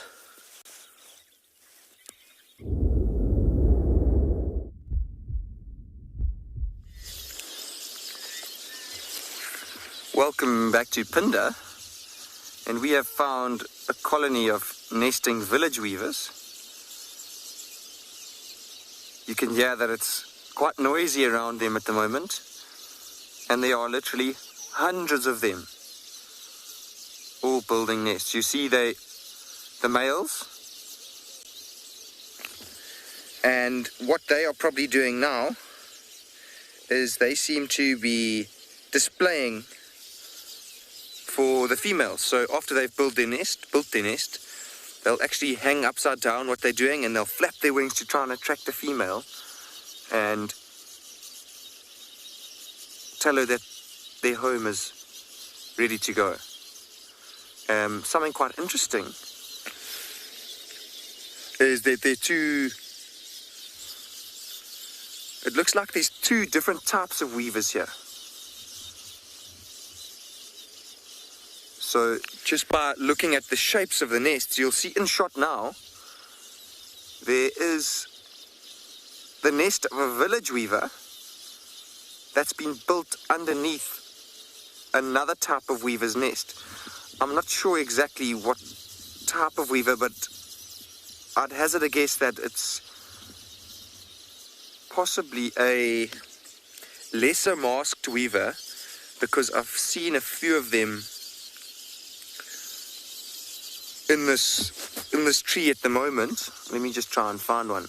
They have a different color eye to the village weavers. Their eyes are white, and there's a few of those shaped nests. You see the nest above has got a tunnel sticking down from the bottom of it, whereas the village weaver nests are basically just an opening at the bottom. And then if I look a little bit further to the right, there seems to be another one of those nests with a little tunnel sticking down. So it's possible there are a few of those lesser masked weavers here. I actually see it's happened twice. There's another place where the village weavers have actually taken over. Shame. You can imagine it's quite a lot of hard work for weavers to build a nest like this. It's incredible that they're able to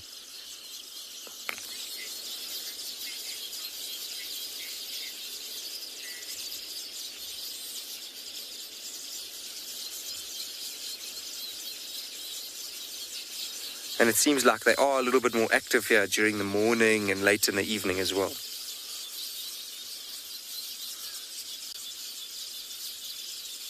And a lot of them are busy. You'll see some weavers leaving and coming back. And what they're doing, and often the ones that are moving are the ones that are still building their nest. So you can see now that there's a male village weaver. You see they start by constructing a ring. And then from that ring they actually create something for them to perch on. And then they'll keep going and fetching grass. It's incredible that they are able to actually weave grass through and create a beautiful little home in there. They even go and get sometimes some soft downy feathers, and they find soft things to put inside the nest for little hatchlings to grow up in. See, now it's flown away. Let's try and see if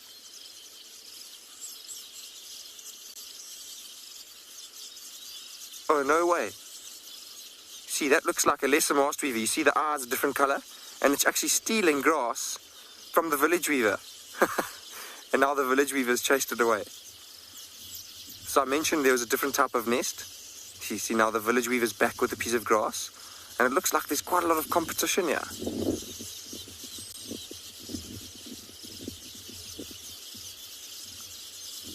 Wow, that was incredible. Did you get that in shot? So let's try and see what happens when this male,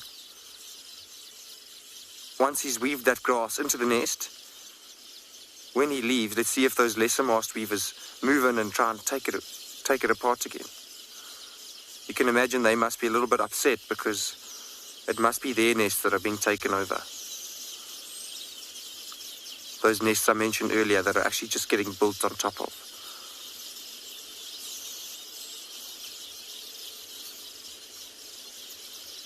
Wow, I can't believe that.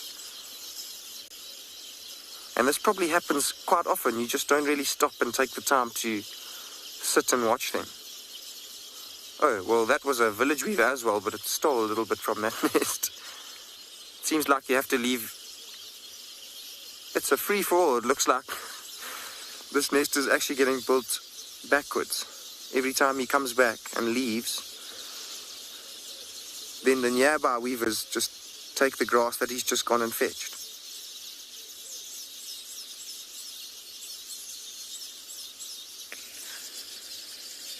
There he is, he's back. So it seems like he's not traveling far at all to get the grass. There's on just to the left of shot, there's some beautiful long grass that he seems to be going into. Looks like buffalo grass.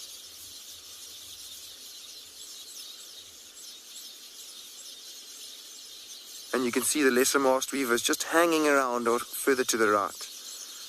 You can really see the black hood on their face. See, it goes a little bit higher up onto their head. And their eyes are white. That's probably the easiest way to tell between the two. And I'm pretty sure now, after having watched them for a while,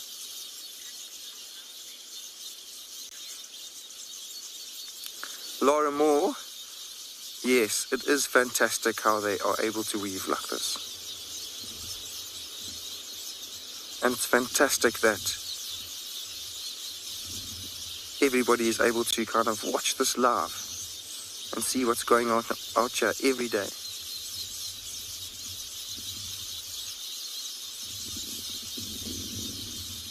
They're often overlooked birds because you see them in cities, you see them almost everywhere in South Africa.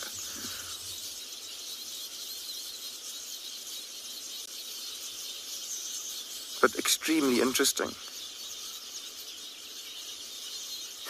Wow, I can't believe this.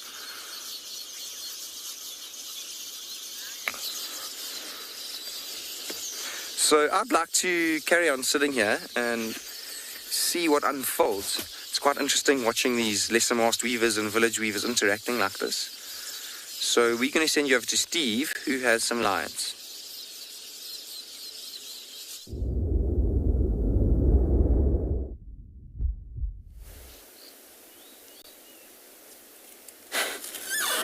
Welcome back, everybody. Well, our lions are on the move after hearing a pride of lions calling from the south.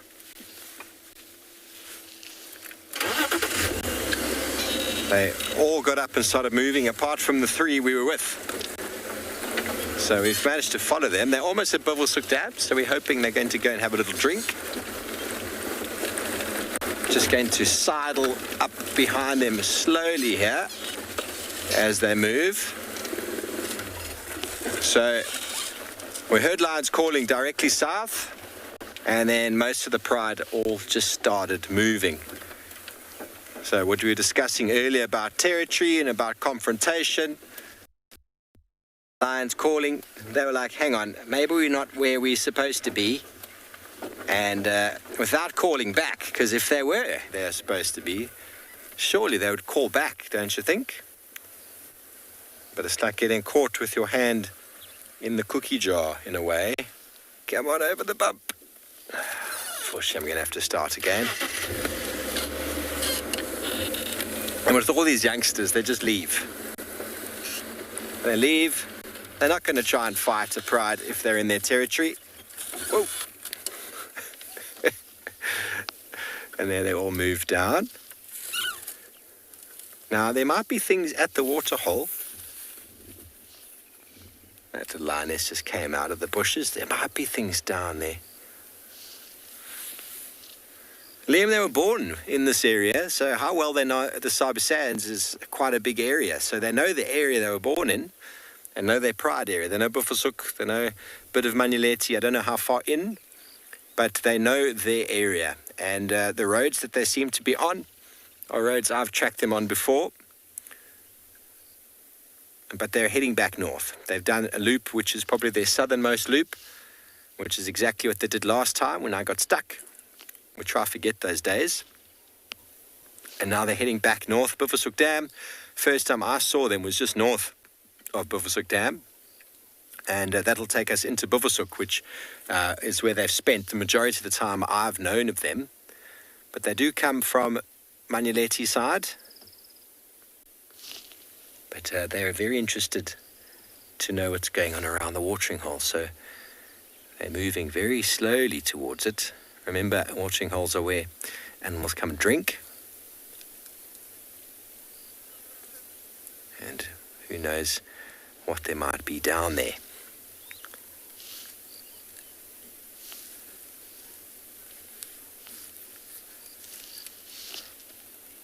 Vola, if the lion can't keep up on the day, it'll catch up a day later. it'll eventually catch up until eventually it can't. So the lions don't wait. They won't wait behind. They won't wait for cubs. They can't keep up after 4, 5 months, 6 months. They won't wait for them. And if there's an old individual who's injured, they'll walk, they'll hunt. That individual will find them eventually. Might take some time, but eventually the weakness or the lack of eating ends up completely killing the animal. But unfortunately, there's no love lost. They don't stand behind and wait for their fellows to catch up. No animals do that. You either keep up or you get left behind. It is unfortunately the way of the world. Okay, let's move it up a little bit more.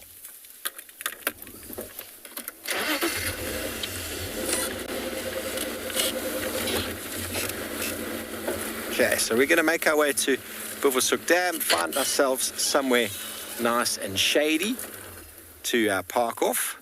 I'm going to have a coffee, and we'll see what the lions get up to.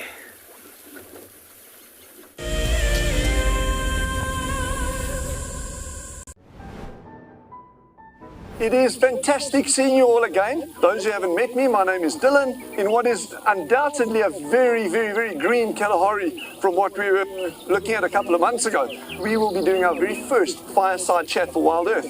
So if you can join us on the 13th at about 7:30 after game drive, it would be an absolute pleasure. We'll see you there.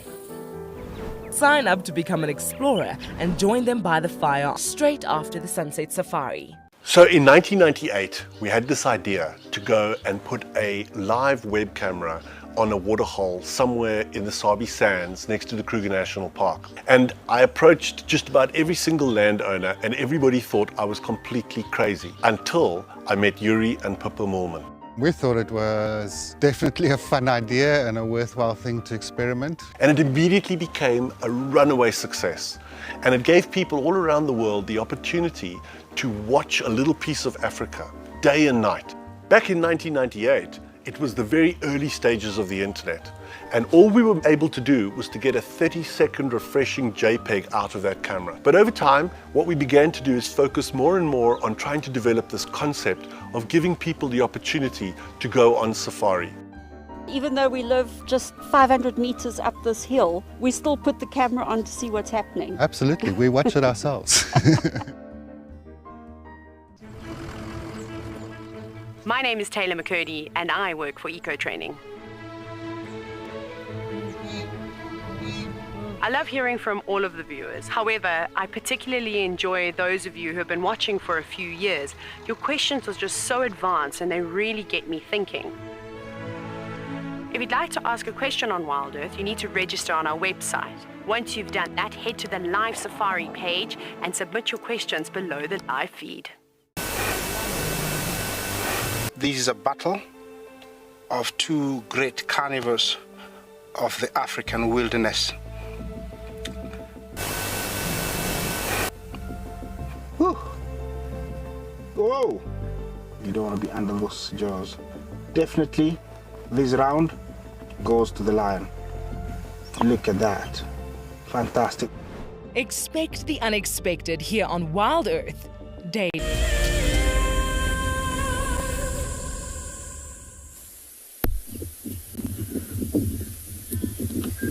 Welcome back to And Beyond Ngala, everybody. I am sitting with a very small bachelor herd of buffaloes, and this is actually where I saw 14 lions last night. You can see them, they're actually all walking kind of towards the brush, going into the thickets because the wind is picking up. So they might be looking for some shelter. And all three of the buffaloes that we can see at the moment are very old. So I would think that these buffaloes are far out of the herds. They were maybe kicked out already 2 or 3 years ago from being too old to stay in the herd and reproduce. And these 3 bulls are just staying together for safety at this point. There's a lot of oxpeckers on them. There's a lot of flies as well. It's very hot without the wind.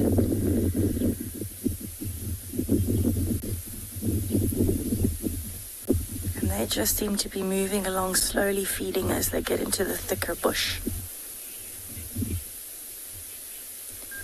Henry, buffaloes will use their tails to try and keep the flies and ticks off of the sensitive areas. So they really are sensitive in the areas that have less hair, like underneath the tail, so around their bum.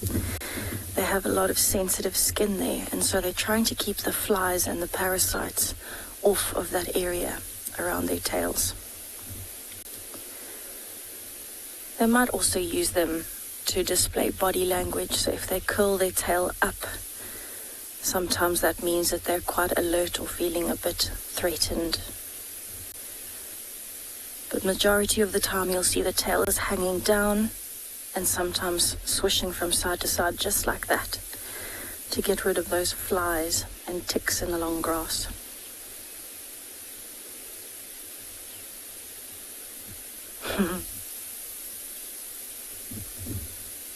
So the buffaloes are in pretty good condition this year because we have had so much rain in the last 3-4 months. There is so much grass. It's very thick, it's green, it's lush, and very high in nutrients at the moment. There's also a lot more variety of grass species, which means they have a little bit more choice. Because being so big, he has to eat a lot of grass to keep his body going. He has to have a pretty high quantity of low quality grass to keep him going. The other one's just poking his head in the left there. You can see they're quite old, not just by their condition, because they're actually in pretty good condition, but from the scarring on their bodies, but also from the size of the boss, that big lumpy section of horn on the top of his head. And as I say that, he turns his horns away. There you go. Another way that you can actually also age them, which is quite difficult at the moment in the long grass, is using their dewlap. They've got a flap of skin that hangs down underneath the neck. But also, what's a little bit easier at this point is having a look at the shape around the horns and the fat layer around the horns as well. As they get older, they get more and more fat rolls underneath their horns. Although they seem to be unwilling to cooperate this morning. So it's actually very interesting to see they're a lot more relaxed than some of the other animals I've seen here this morning. Things like the impalas and the zebras and the wildebeest have actually been very unsettled because of the wind. They've been nervous, very edgy. These buffalo look pretty relaxed, carrying on with their feeding, and that's probably also because they are quite a bit bigger and more potentially dangerous. So it would take lions in particular to take down a big buffalo like this, whereas all of the other things are also susceptible to leopards, wild dogs, hyenas, etc. But I'm going to leave these boys to move off into the thickets, and I'm going to send you over to Steve with some lions that are having a drink.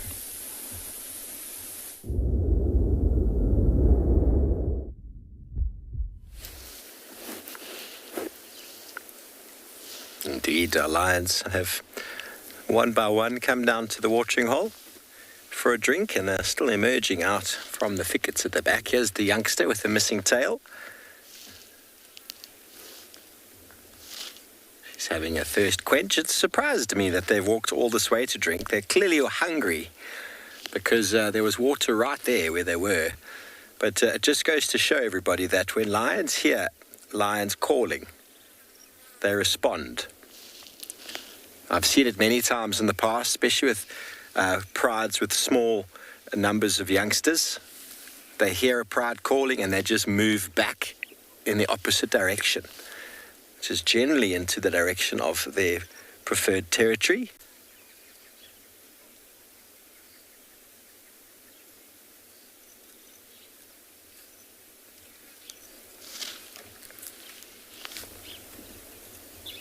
She got a bit of an injury to her back left leg. Shame.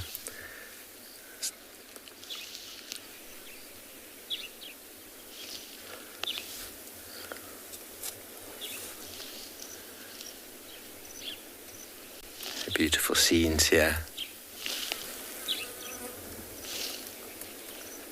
This one's very naughty, everybody. She's very naughty. She's the one who went for the ducks earlier.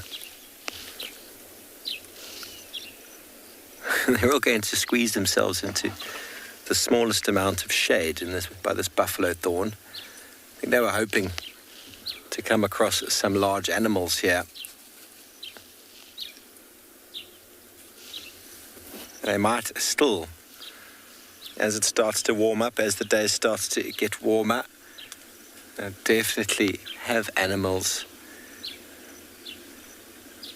Morgan, I'm not 100% sure, but Marty is water. And so Tala has probably got something to do with place of the water, or I'm not sure. Do you know what it means? Place? Tala. You know what Tala means? Place of, I don't know. But Marty is Shangaan for water. So it must have something to do with the water. But there's a camp in Buphusuk. Is it not peaceful waters? You reckon peaceful waters? Could be. You got some volume on you there, bless. Sorry, mate. Not sure. I have no doubt one of our viewers knows. Send through if you know what exactly Talamati means. As these lions are now like, okay, we've picked a really bad spot here. There's hardly any shade. We should have stayed on the other side there. They're going to all start creeping into the shade. Smaller and smaller the gaps become.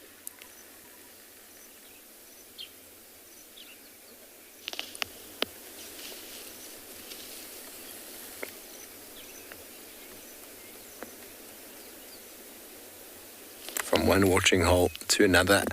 You see why we check our major watering holes, Buphusuk. We checked for Taylor this morning. They went straight over the wall.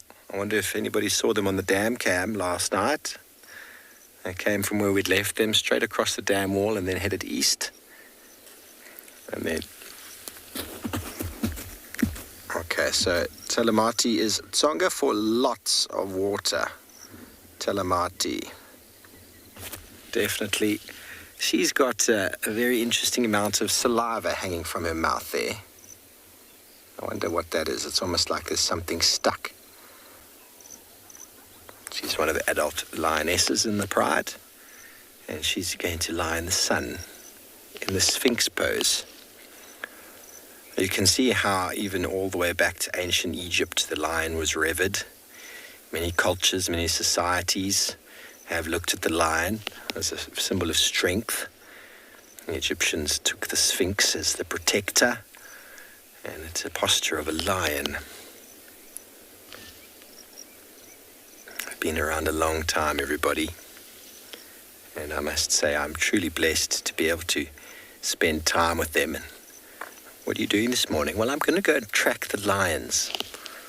Hey, Bless, how fun is that? Bless is having the best week, everybody. His first game drive, wild dogs. Second game drive, Tundi and Marib's up the tree on a kill.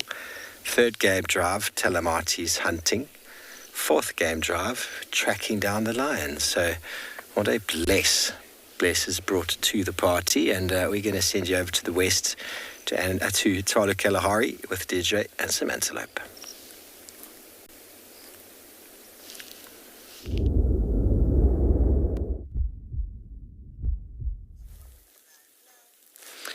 So if you were a predator, this is pretty much where you'd want to be right now. There is a smorgasbord of animals here.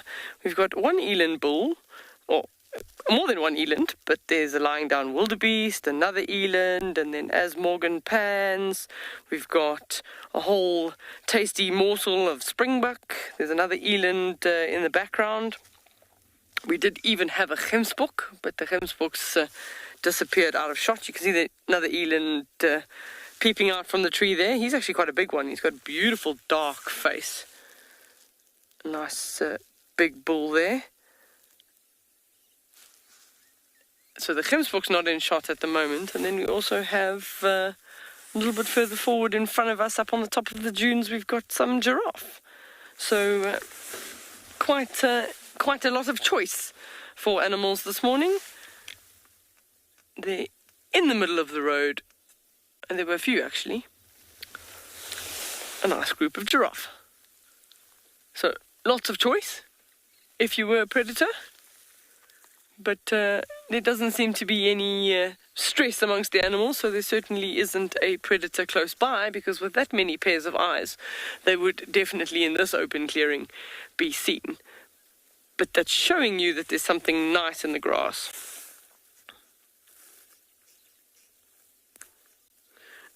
Lucas is saying it must be an antelope meeting taking place. Absolutely. It must also be that there's just something that they're all enjoying in the same one open clearing. It could be a creeper, it could be a particular kind of grass, but to have all of them there is quite nice. And that just shows you what's known as inter-specific sort of groups, in that no one's afraid of anyone else, neither one wants to harm anybody, and they're all just happy to coexist. And they won't necessarily all be competing for exactly the same food source, but they will all benefit by having each other present in an area if there was a predator around.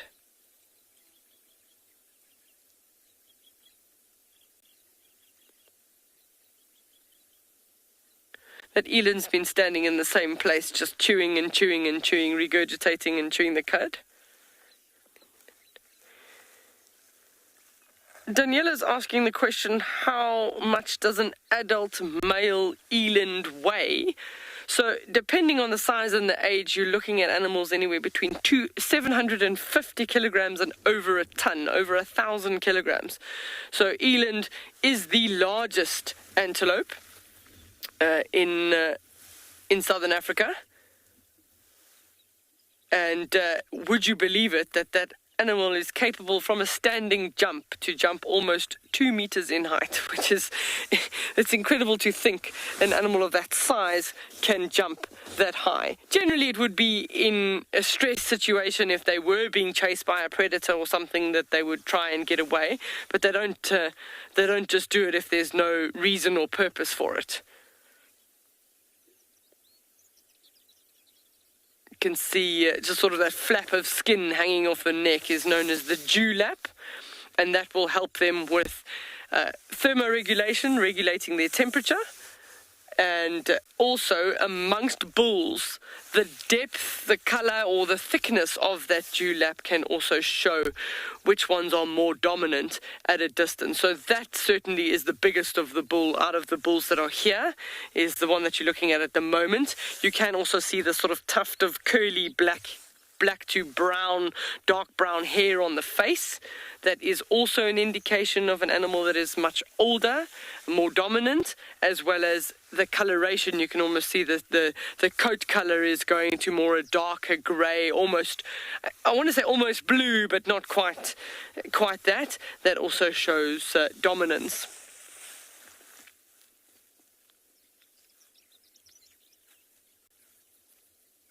So you're going from something that weighs almost a ton to a springbuck that weighs just over 23 kilograms. So we're gonna move on, and we will send you to Phinda at the waterhole.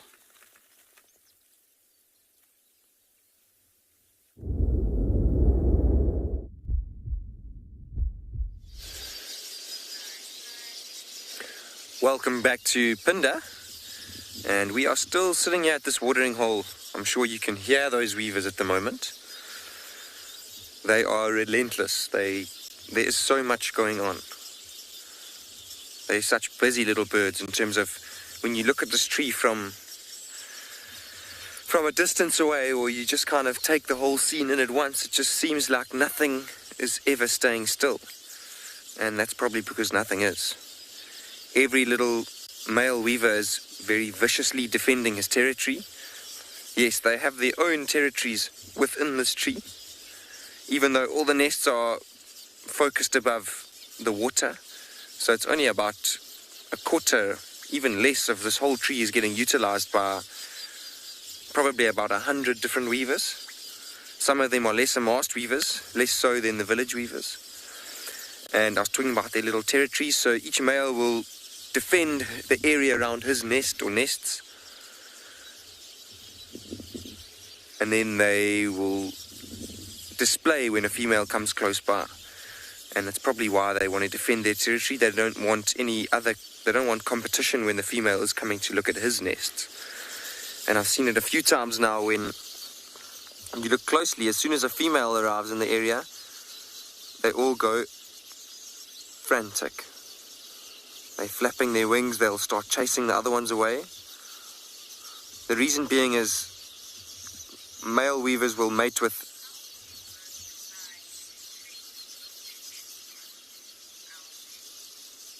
sorry, I'm just getting sidetracked there. The reason how they choose their nests. So Elsie has asked how they decide which tree to choose their nests to build on. They usually try and build over water just because it's safer. Predators can't really get into the tree if it's above water. Snakes will try and avoid it because it's probably more dangerous for them if they fall in. But they do still have to defend or worry about bigger predatory birds coming in. So basically, Elsie, they will just choose trees that are difficult for predators to get into. So you can imagine here being above water, that it's a bit more difficult than if it was just out in the open. Sorry, I got very confused there. I was talking about how they defend their territories, and then the female will come in and they'll try and chase that female away. Or chase the other males away, so that they don't have any competition around them.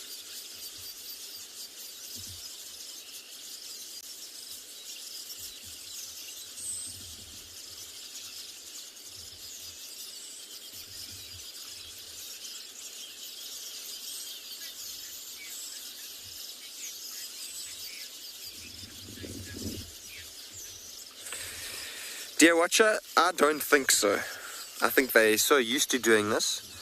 And I mentioned the males, they have a few nests. They'll build 3 to 5 nests per season.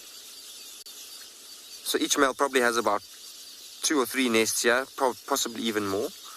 And they'll spend about a day and a half weaving their nests.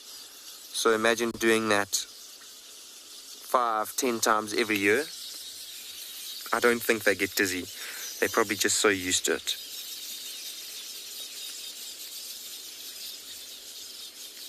I think I would get dizzy doing that though. I'm getting dizzy watching them, as you can all probably hear.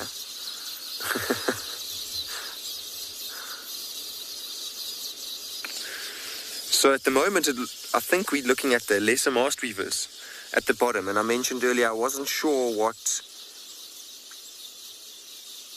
nest was above. Remember, we were talking about how the village weaver had built a nest below a different type of nest.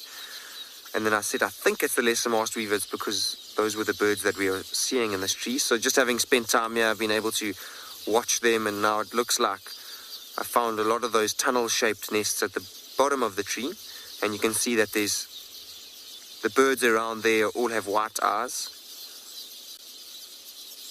And they are lesser mast weavers. So I presume they are that was a lesser mast weaver's nest up there as well. Obviously there's no weaver in there at the moment because the tunnel has been blocked off.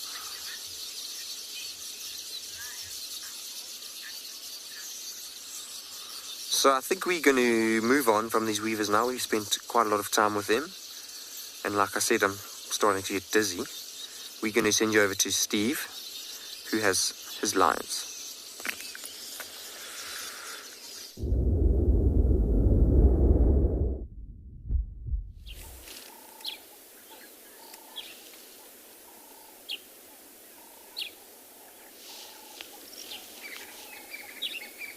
Beautiful seeds this morning. Just going to spend a few moments in silence while we watch these last 2 lions at the water. Just allow you to take in this very tranquil scene.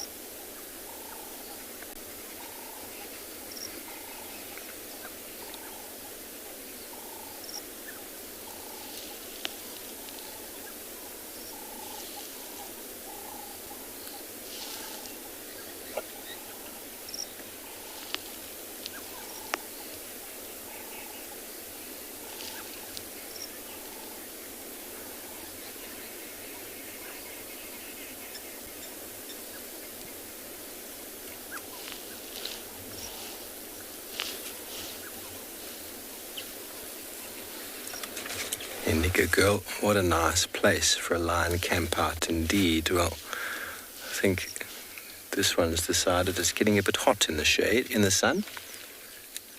Down in the drainage line there. Should be much more suitable. Oh, she wants to play with the dragonflies. The little banded groundlings.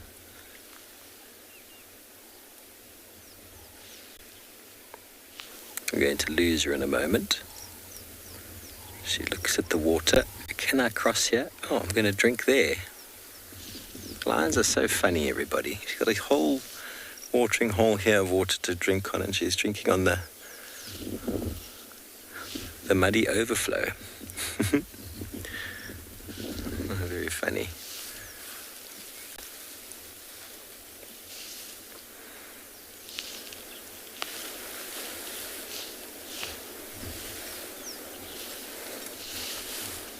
Come back to our pride on the wall.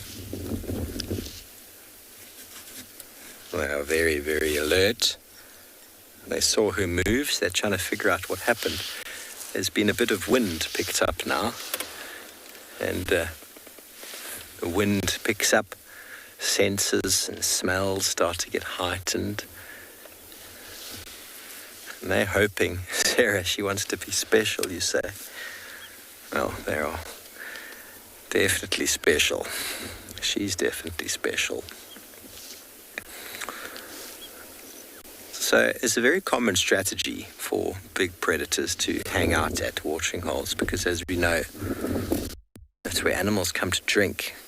It's not the most sort of useful strategy in the height of summer when there's abundance of water, but it's still a strategy that they've learned. Still a strategy that they've learned and that works for them.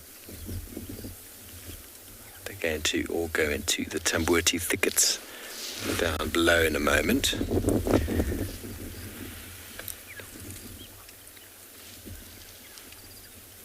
The shade of the trees is going to be nice and cool down there, and I'm pretty sure they're going to be there all day. One by one, they're going to all get up and move. And by being there in the shade, they're also close enough to the water to pounce on unsuspecting prey.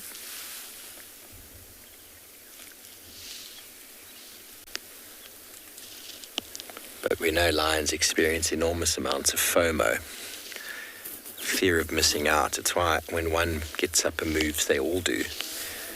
And they're probably all hoping that they'll be able to avoid dark mane avoca, which is not possible because he's going to track them down because they leave behind a very particular scent.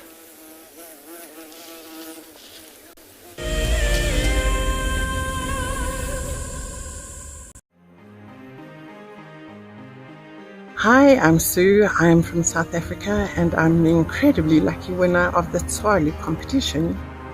Tswalu has so much to offer, but we're really looking forward to the game viewing options, as going out with a personal guide who has so much knowledge will just be exceptional.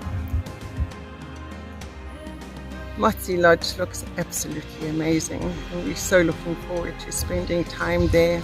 It really is out of this world.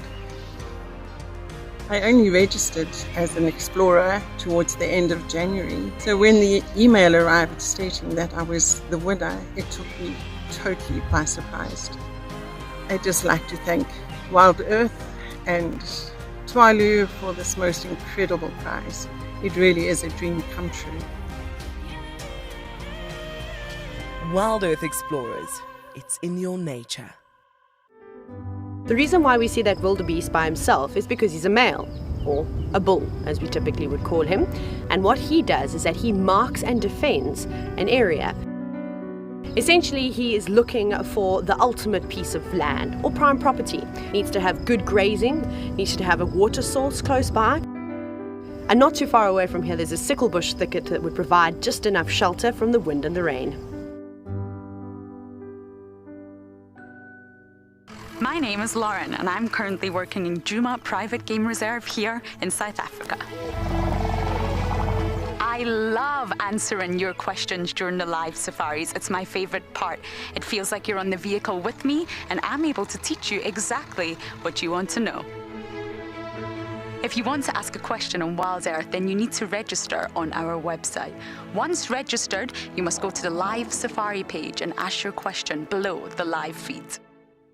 Looks like it's a very difficult climb because every time it tries to climb, the ground is breaking, so it slides down.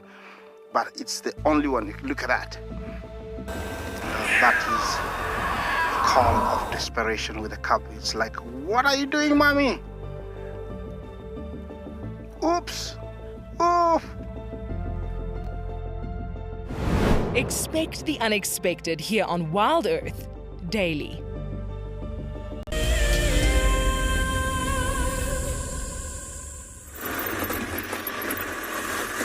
So, welcome back to Tailu. We've just had a fantastic update from the trackers. They've been working hard on that mother and three since yesterday afternoon in the really, really tall grass. And they have managed to find her this morning. So she's still quite away from where we are. We're hoping to get to the area before the end of show.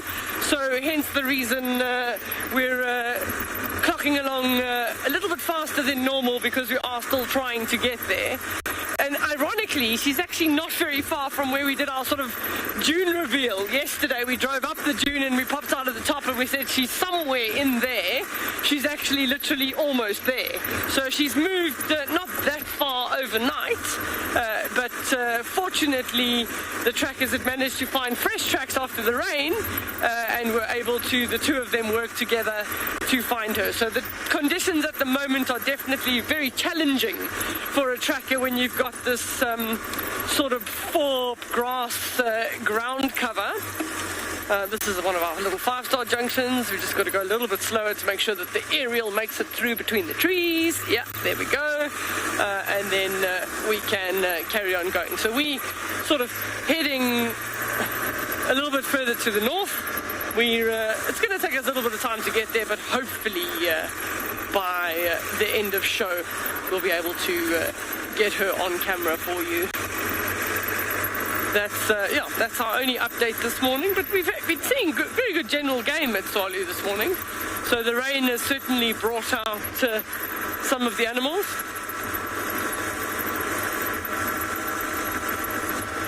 So while we carry on going, we're going to send you across to Steve for a lion update.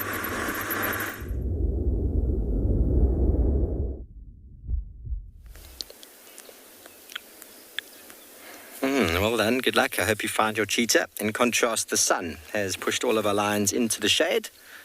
So as we watch this last young boy get ready to disappear into the thickets, we'll give you our last view. One more on the way down. One young lioness going to join her brother before they disappear into the shade of the tambutis, and I'm almost certain they'll be there for the remainder of the day.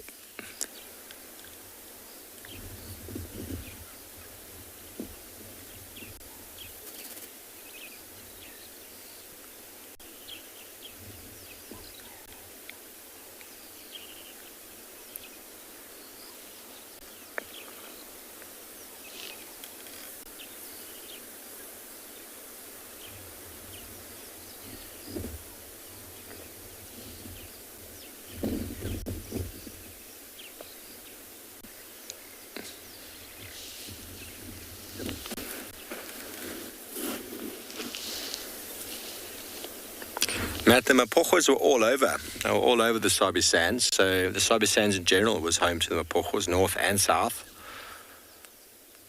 So they were a formidable coalition many years ago that originated up in the north here and then moved south. So the Sabi Sands is a pretty big area. But these lions do move, and we do have movement of prides from one area to another. Nkuhumas go north, they go all the way south.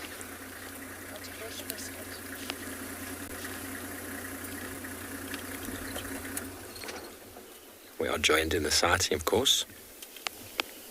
Everybody wants to see the lions as they slowly start to disappear into the thickets.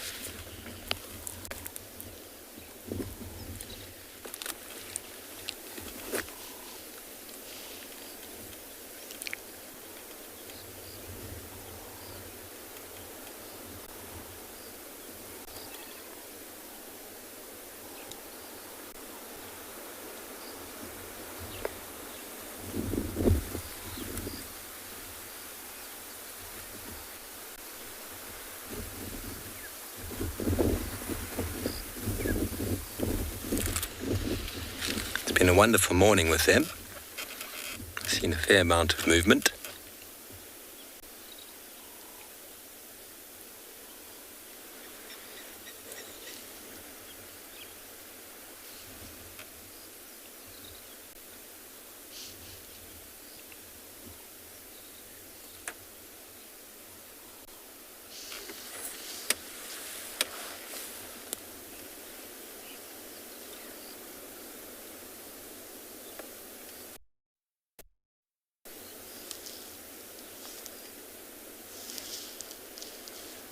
Getting the feeling that a herd of buffalo is going to come down here this afternoon.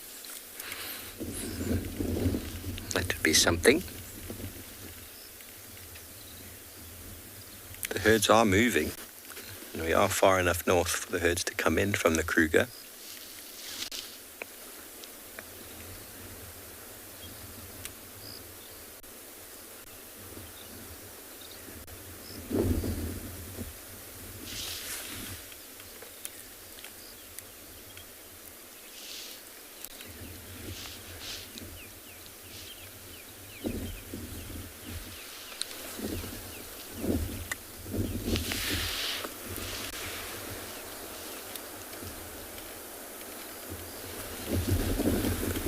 Okay, well, I'm sure our last lion is going to go into the thicket to join his family, and while we wait for that to happen, we'll send you over to Lauren, who's on the move.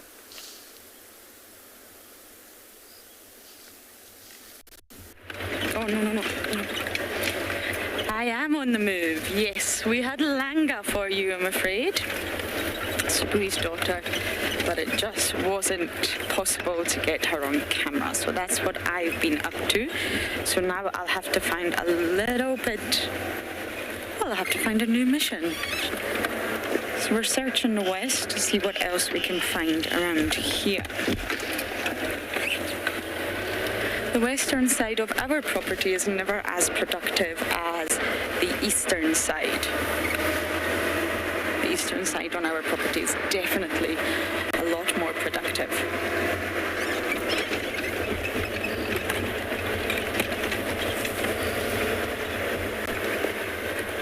There's less water holes on the east.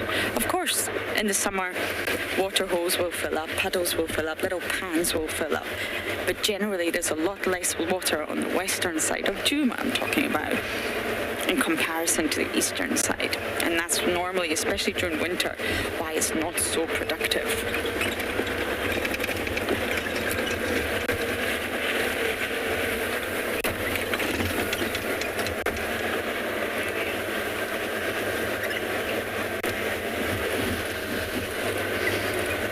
I'm not sure if this question is a joke, but Kyla, elephants move. They move a lot. And Djuma's very, very small. Elephants are all over, I'm afraid. Djuma's very, very small, and therefore it's 1,200 hectares. The elephants are going to move on a daily basis. They're very water dependent, but you will find them all over. There's definitely no specific part of Djuma that you find more elephants. Especially in summer. They will really, really be everywhere because food is everywhere. But I'm afraid they move. They're highly mobile animals, and they won't just stay on Djuma. There's not sort of Djuma elephants. They will roam. As long as there's not a fence, they will roam in search of food and water. They'll cross over to the west, onto Simbambili, Arathusa. They'll go down south into Little Gowrie, Chitwa, even further south. They'll go east, Torchwood, north, Buffelshoek, even into the Mankuleti. So there's no particular area on Djuma that you will find elephants all over. I mean, they do like fresh water, clean water, so they will prefer certain water holes, but they just go from area to area feeding and drinking. But Djuma's really, really small. Luckily now we have so much more traverse, which was such a delight, but generally speaking, Djuma's not that big. Animals will come and will go. We see boundary lines. We've actually just been driving on a boundary line to get to Langa. But of course the animals do not. So they will always cross. Their boundary lines, more, well, territorial animals at least, come in the form of odor fences and chemical signals. Not what we see as boundary lines, which is really just a road. So the elephant elephants absolutely will move. It's funny, in Djuma, sometimes we have periods where elephants are everywhere. And then we have periods where there's just not a single elephant to be seen. Luckily now there are elephants around. We had a few earlier. And of course it's not a stressful time to be an elephant. Everything is plentiful. From delicious grass to water, nothing right now is in short supply.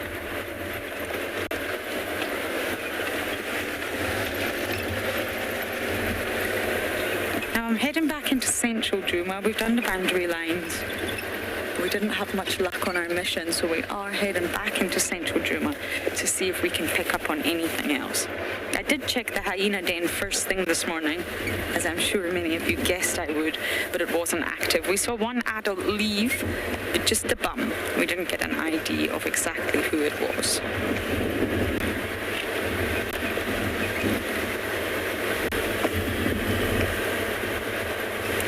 But I think this afternoon, once it gets a little bit cooler, maybe around 5-6 p.m. here, we'll get lucky with the hyena den.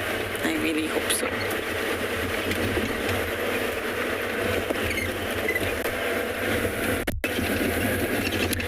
Okay, I'm going to scratch around quarantine, see what I can find for you all, and now we're going to send you across to Tess, who's on a mission of her own.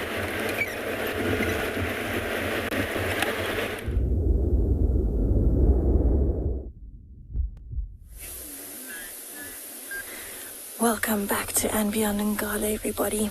So I am actually sitting with a beautiful golden orb spider, it's actually built its web across the road. It's a fairly small one, but because it's actually built it over the road, it's very easy to see the spider compared to everything else. And actually there's a little one that is actually further up the web, which I think might be the male. But what's also interesting about this is I've actually just noticed there is a crab on the road right next to me.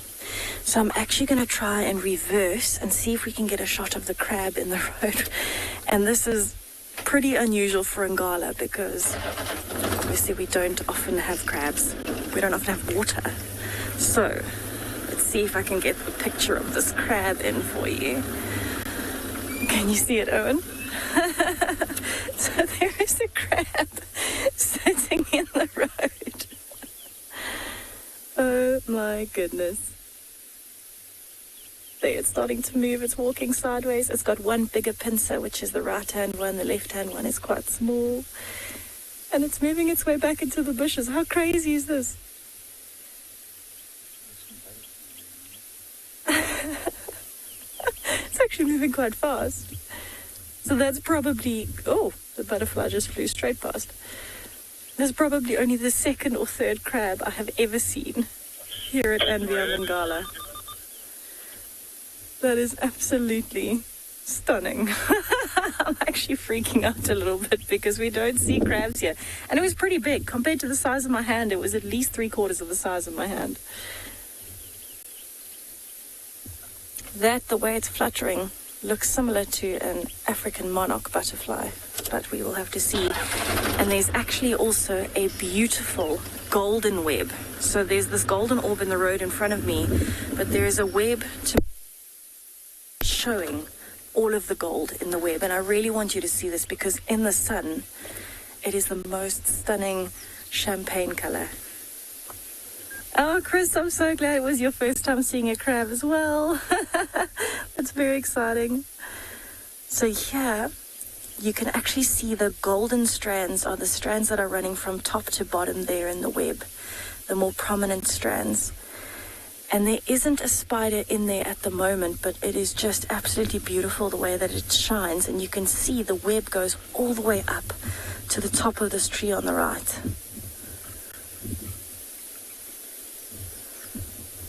There you can see that gold reflecting. It's almost like a champagne color.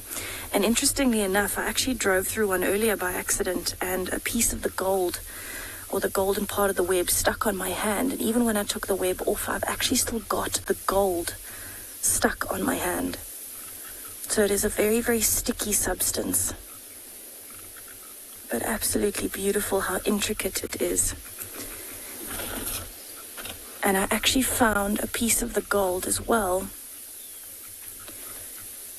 on one of the branches of a tree. Oh, there's some spiders. It's very small, maybe 2 males, and then the one at the top right, maybe the female. A little bit bigger, but you can see especially that top left strand is very gold and very thick. Kendra, no, these spiders are not poisonous. There's also a difference between poisonous and venomous. So if something is poisonous, you would have to eat it in order to die. If something is venomous, it would have to bite you in order for you to be affected. But no, these are not venomous. They're not medically significant for us. Even if they were to bite us, you would probably just get a headache.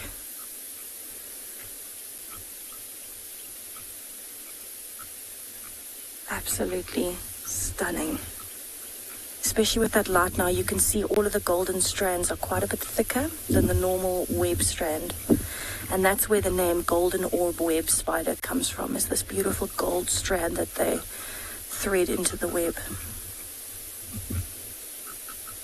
Oh wow, they're both going towards the center there.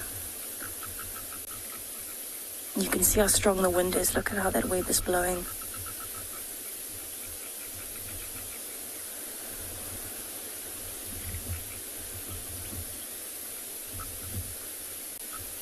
So this web in total length from one side to the other is probably around 3 meters long, about 2 meters high.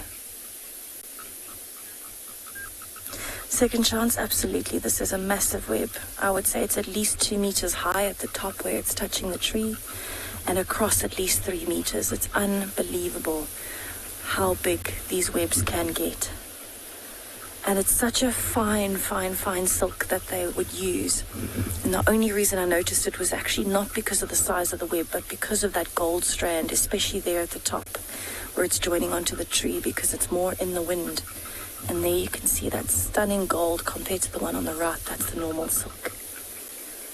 And this is incredibly strong. When it hooked onto my hand earlier, it was actually quite a task for me to actually get this webbing off of my hand. I've still got some of the gold stuck in the same pattern on my hand. And even on the tree, it sticks very, very well. You'd imagine on a day like today where it's so windy, a lot of insects might be flying through that web. So hopefully they've got a decent chance of finding some food. And you can just see the center of the web there. You can still see that moving in the wind, and that's where the gold thread is the most important, with that strand hanging down. That strand hanging down probably wasn't intentional, but it actually works really well because it attracts insects. A few bits of leaves stuck next to that spider as well.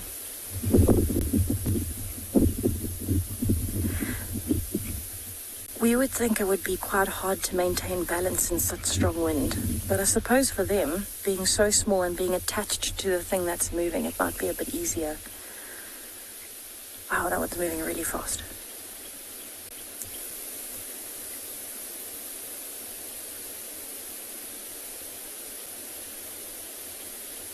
Spiders from a distance are fascinating. Emphasis on from a distance. I'm a little bit terrified of them when they're on me.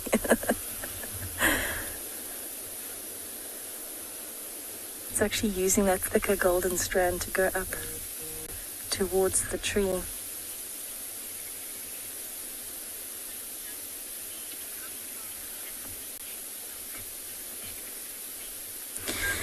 Lee, so they would be able to create a web like this pretty quickly, because oftentimes a web this size would actually be strewn over the roads, and we know that if we've driven through that road and there's been a web there, by the next day there's another one. So they can pretty much build one of these overnight if they work consistently. I think if humans had to construct something this amazing, it might take us quite a bit longer.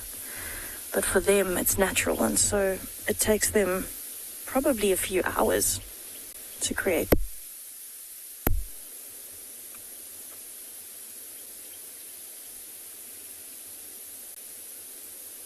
It's absolutely incredible.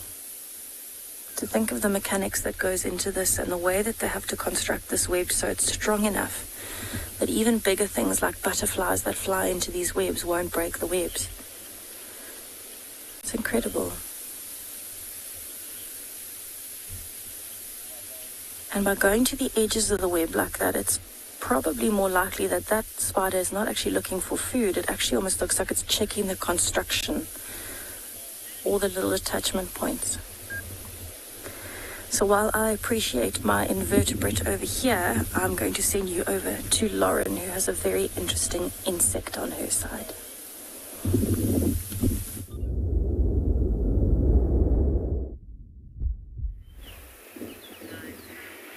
Everyone, I have found what I have been looking for so long. Yes! This is my happy dance. I've been looking for this for a very long time, everyone, and I've finally found it. That's my happy dance. Now, Lance, I'm going to point it to you, and then I'll move out the way so I'm not in the frame. Down here. There's a thing sitting on this leaf, and it looks like an additional leaf, but it's not. Have you got it? It's very camouflage. Right in front of my finger. Okay, I'm not allowed to squeal, everyone. Squealing is not cool, but it's a flower mantis, everyone. I've been looking for this for so long. Now, of course, it's blowing in the wind, which is not ideal for Lance and any cameraman, but I'm so happy. Look at this. This is a type of praying mantis called the flower mantis, and of course it blends right into, well, the flowers. And I have been wanting to see one of these for so long. Basically, this is a form of aggressive mimicry. Why is it aggressive? Well, it's a form of camouflage this mantis is obviously taking on, and they lure. Their patterns, their coloration blends in with the plant that they are on, and they sit tight to lure in the prey. And this is why it's called aggressive mimicry. You're tricking the prey. You're bringing the prey, which will be other insects that come maybe thinking you're the flower, or come to a flower nearby, and of course you're going to ambush them as soon as your prey has climbed onto the plant, and bam, the prey is gone. And with flower mantids, the males are about half the size of the females. Similar to spiders, the golden orb-web spider, I think Tess was just showing you. I haven't found one of them yet. Females are always larger, but for different reasons. So research suggests that the female strategy of hunting pollinating insects, that's why they look like a flower, they want the pollinators, actually shaped the evolution of these species, and it led to bigger females because they are the ones that resemble the flowers. They are the ones that will attract and lure in the prey, whereas the males, they're much smaller. They're more specialized at hiding. Quite similar to spiders, I guess, in that respect. And how it all evolved is basically ancestors of the flower mantis. They started hanging around the flowers, and at some point they realized, flowers are good. Flowers are what our prey likes. Aha, I'm seeing a little bit of a correlation there. Look like a flower, get more food. And that is, of course, along the lines of evolution, how the flower mantid came about. And the female can obviously, she's larger, she can take down more prey. So then why is not the male not larger? Well, to be honest, the male is smaller, so he can sneak around and sneak up on prey. The female, she has it good because she looks like a flower, and she's obviously going to attract prey. And it's also harder for predators to spot her because she blends into the plant. But the female's got to stay remarkably still. It's not actually easy. As soon as she starts moving, game's up, game's over. She doesn't look like a flower anymore. Hold on a minute, this flower's got legs. Something's wrong here. So although there's lots of benefits to look like the flower, to get more food, it's actually trickier because she's the one, as soon as she moves, the game is up. She's given herself away. Males are also smaller for another reason. They've got to scuttle around. They've got to find females.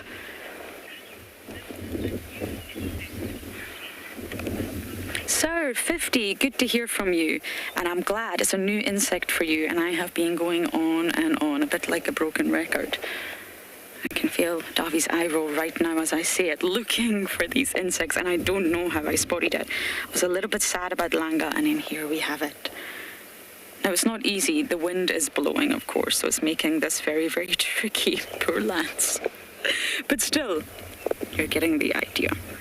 So males also need to find the females. So to be larger, it's going to be a lot more work to scuttle around and find the females. And that's exactly why sexual selection has it that the females are much larger and the males are much, much smaller. And generally within the phylum Arthropoda, females are larger than males, and that's because they are the ones that have to hold eggs. So the larger you are, the more eggs you can hold. And the males are generally smaller because they need to be a lot more agile to move around and, well, court the females. But in this example with this insect, the flower mantid, the larger female has evolved from their predatory success. They've been so successful at getting prey by resembling a flower that that's why they have evolved to be larger. And the evolution is so interesting. Once you actually understand the true evolution and the true lineage of any species, you can actually gain a really unique perspective into how evolution worked for them and how things have changed over time. Oh, I am just overjoyed. I hope you all enjoyed my dancing with a small swollen face. I've never done that before. And of course, pollination is one of the most fundamental parts in this ecosystem. The process where pollen is transferred from the anther of one flower and to the stigma. It's key, and there's lots of pollinators, from giraffes to bats to butterflies to moths to small bees. And it's so, so crucial, pollination. There's said to be over, I think, 200,000 different pollinators, or species of pollinators, should I say. It's exactly why the flower mantis thought, alrighty, this is going to work for me. I'm going to get lots of food here.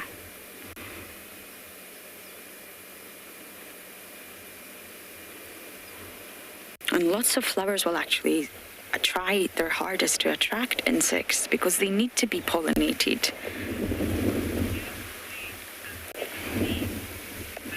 Suzanne, you're saying it's one of the most beautiful things you've ever seen. I know. I wish the plant would stop blowing.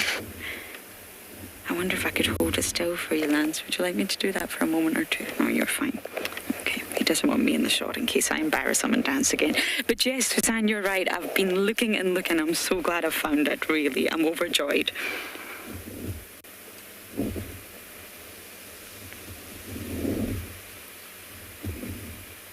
Many orchids will use a sort of conventional lures to attract insects. Nectar, yummy, yummy nectar, or fragrant perfumes, or colourful blooms. But there's lots of devious methods as well. There's something called pseudocopulation, and this is known as a very devious fertilization strategy to gain exclusive pollination. The mirror orchid actually mimics both the appearance and the sex pheromone, the female sex pheromone of a particular wasp. So that means a male wasp is obviously going to be drawn to the orchid, the mirror orchid scent, thinking it's a female wasp. And he does try to mate with the flower, which is a little bit sad. And of course, it's not going to work. It's not going to be very, very successful. But for his efforts, he's at least going to gain a pollen sac to the head. And then he's going to continue to move. He's going to be tricked and tricked and tricked to all these orchids, thinking it's a female, and along the way he's pollinating them. But don't worry, he will eventually get lucky, and he will eventually find a female. But he puts a lot of work into mating with flowers. It's rather sad. And there's another orchid that actually mimics the smell of a frightened bee. And that alarm attracts the bee-eating hornets because he thinks there's a frightened bee there. And of course, pollination happens along the way. Okay, I'm not going anywhere. I'm going to take some photos of this very, very beautiful flower mantid.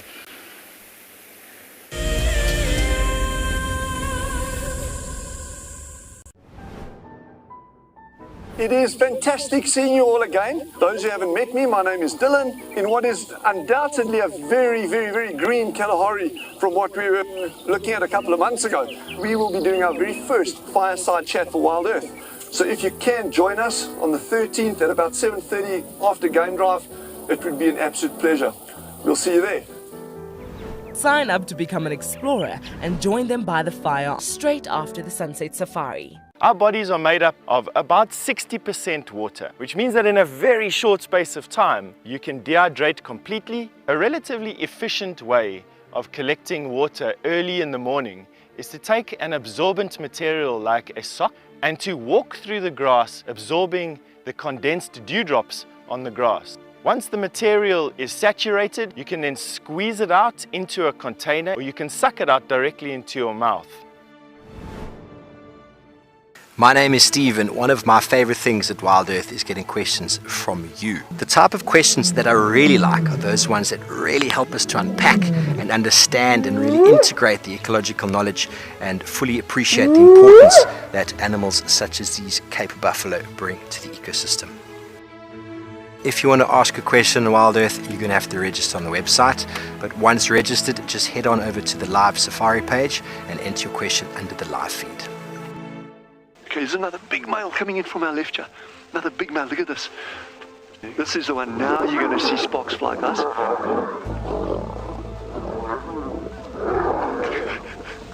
Guys, it doesn't get better than this, eh? Yes, unbelievable. Africa, I love you, eh? Expect the unexpected here on Wild Earth daily. My favorite animal is a leopard, purely because I just think they are just the epitome of feline grace and power, and the way they can move about in any environment and remain hidden until they want to be seen, I just find incredibly intoxicating, and they're amazingly beautiful.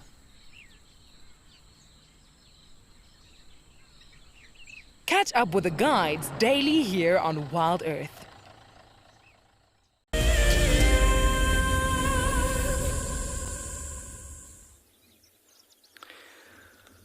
Oh boy, are we glad to be able to show you Mum and 3. Morgan and I drove past them twice. They literally just under a blackthorn thicket in the shade, and we were really struggling to find them, and we were panicking that we wouldn't get them on air for you, but we finally found them. So, a little mum with her sort of 5-month-old cubs. They look a little wet from last night's rain. They don't look too amused, and they haven't moved far from the block that we were looking for them in yesterday. But isn't that just adorable? What a beautiful face.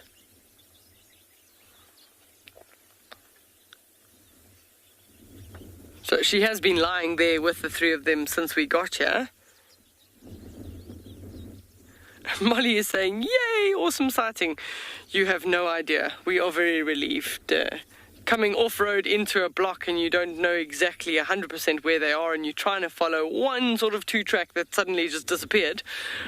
We were winging it for a bit, and yeah, after having driven past it twice, I just glanced over the shoulder, and luckily one of the cubs stood up, because had the cub not stood up, the one that's standing now, we wouldn't have seen them at all, because she's flattened below the grass, and it would have we probably would have driven past them another time.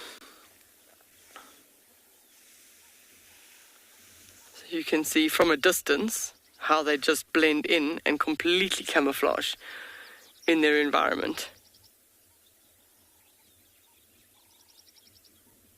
So she may or may not have eaten last night. I can't see anything. It doesn't look as if she's eaten. It would have been quite challenging for them last night because the rain pretty much came in just after we finished show, and rained throughout most of the night. So I doubt that. I think she just found shelter and lay down. I mean, even the cubs themselves still look a little bit wet on the hair on their shoulders. So they'll just dry out. And then maybe she'll take them hunting this afternoon. when I say takes them hunting, they actually go with her wherever she hunts. And if she sees something, she tells them to stand by, and they wait at a little thicket. And then she'll move forward and try and hunt the prey. And then if she's successful, she'll call them towards her, and then they'll be able to eat.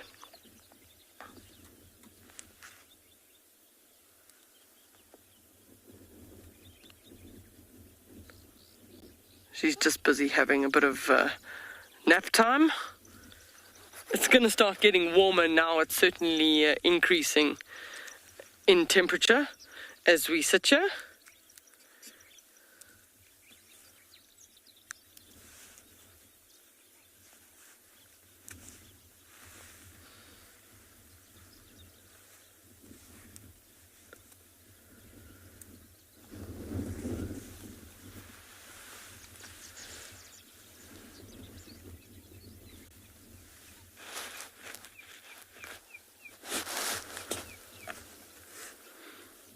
So we're going to head out of show today. Thank you very much for joining us on our sunrise safari, and you can catch us again live this afternoon at 4 p.m. Central African Time.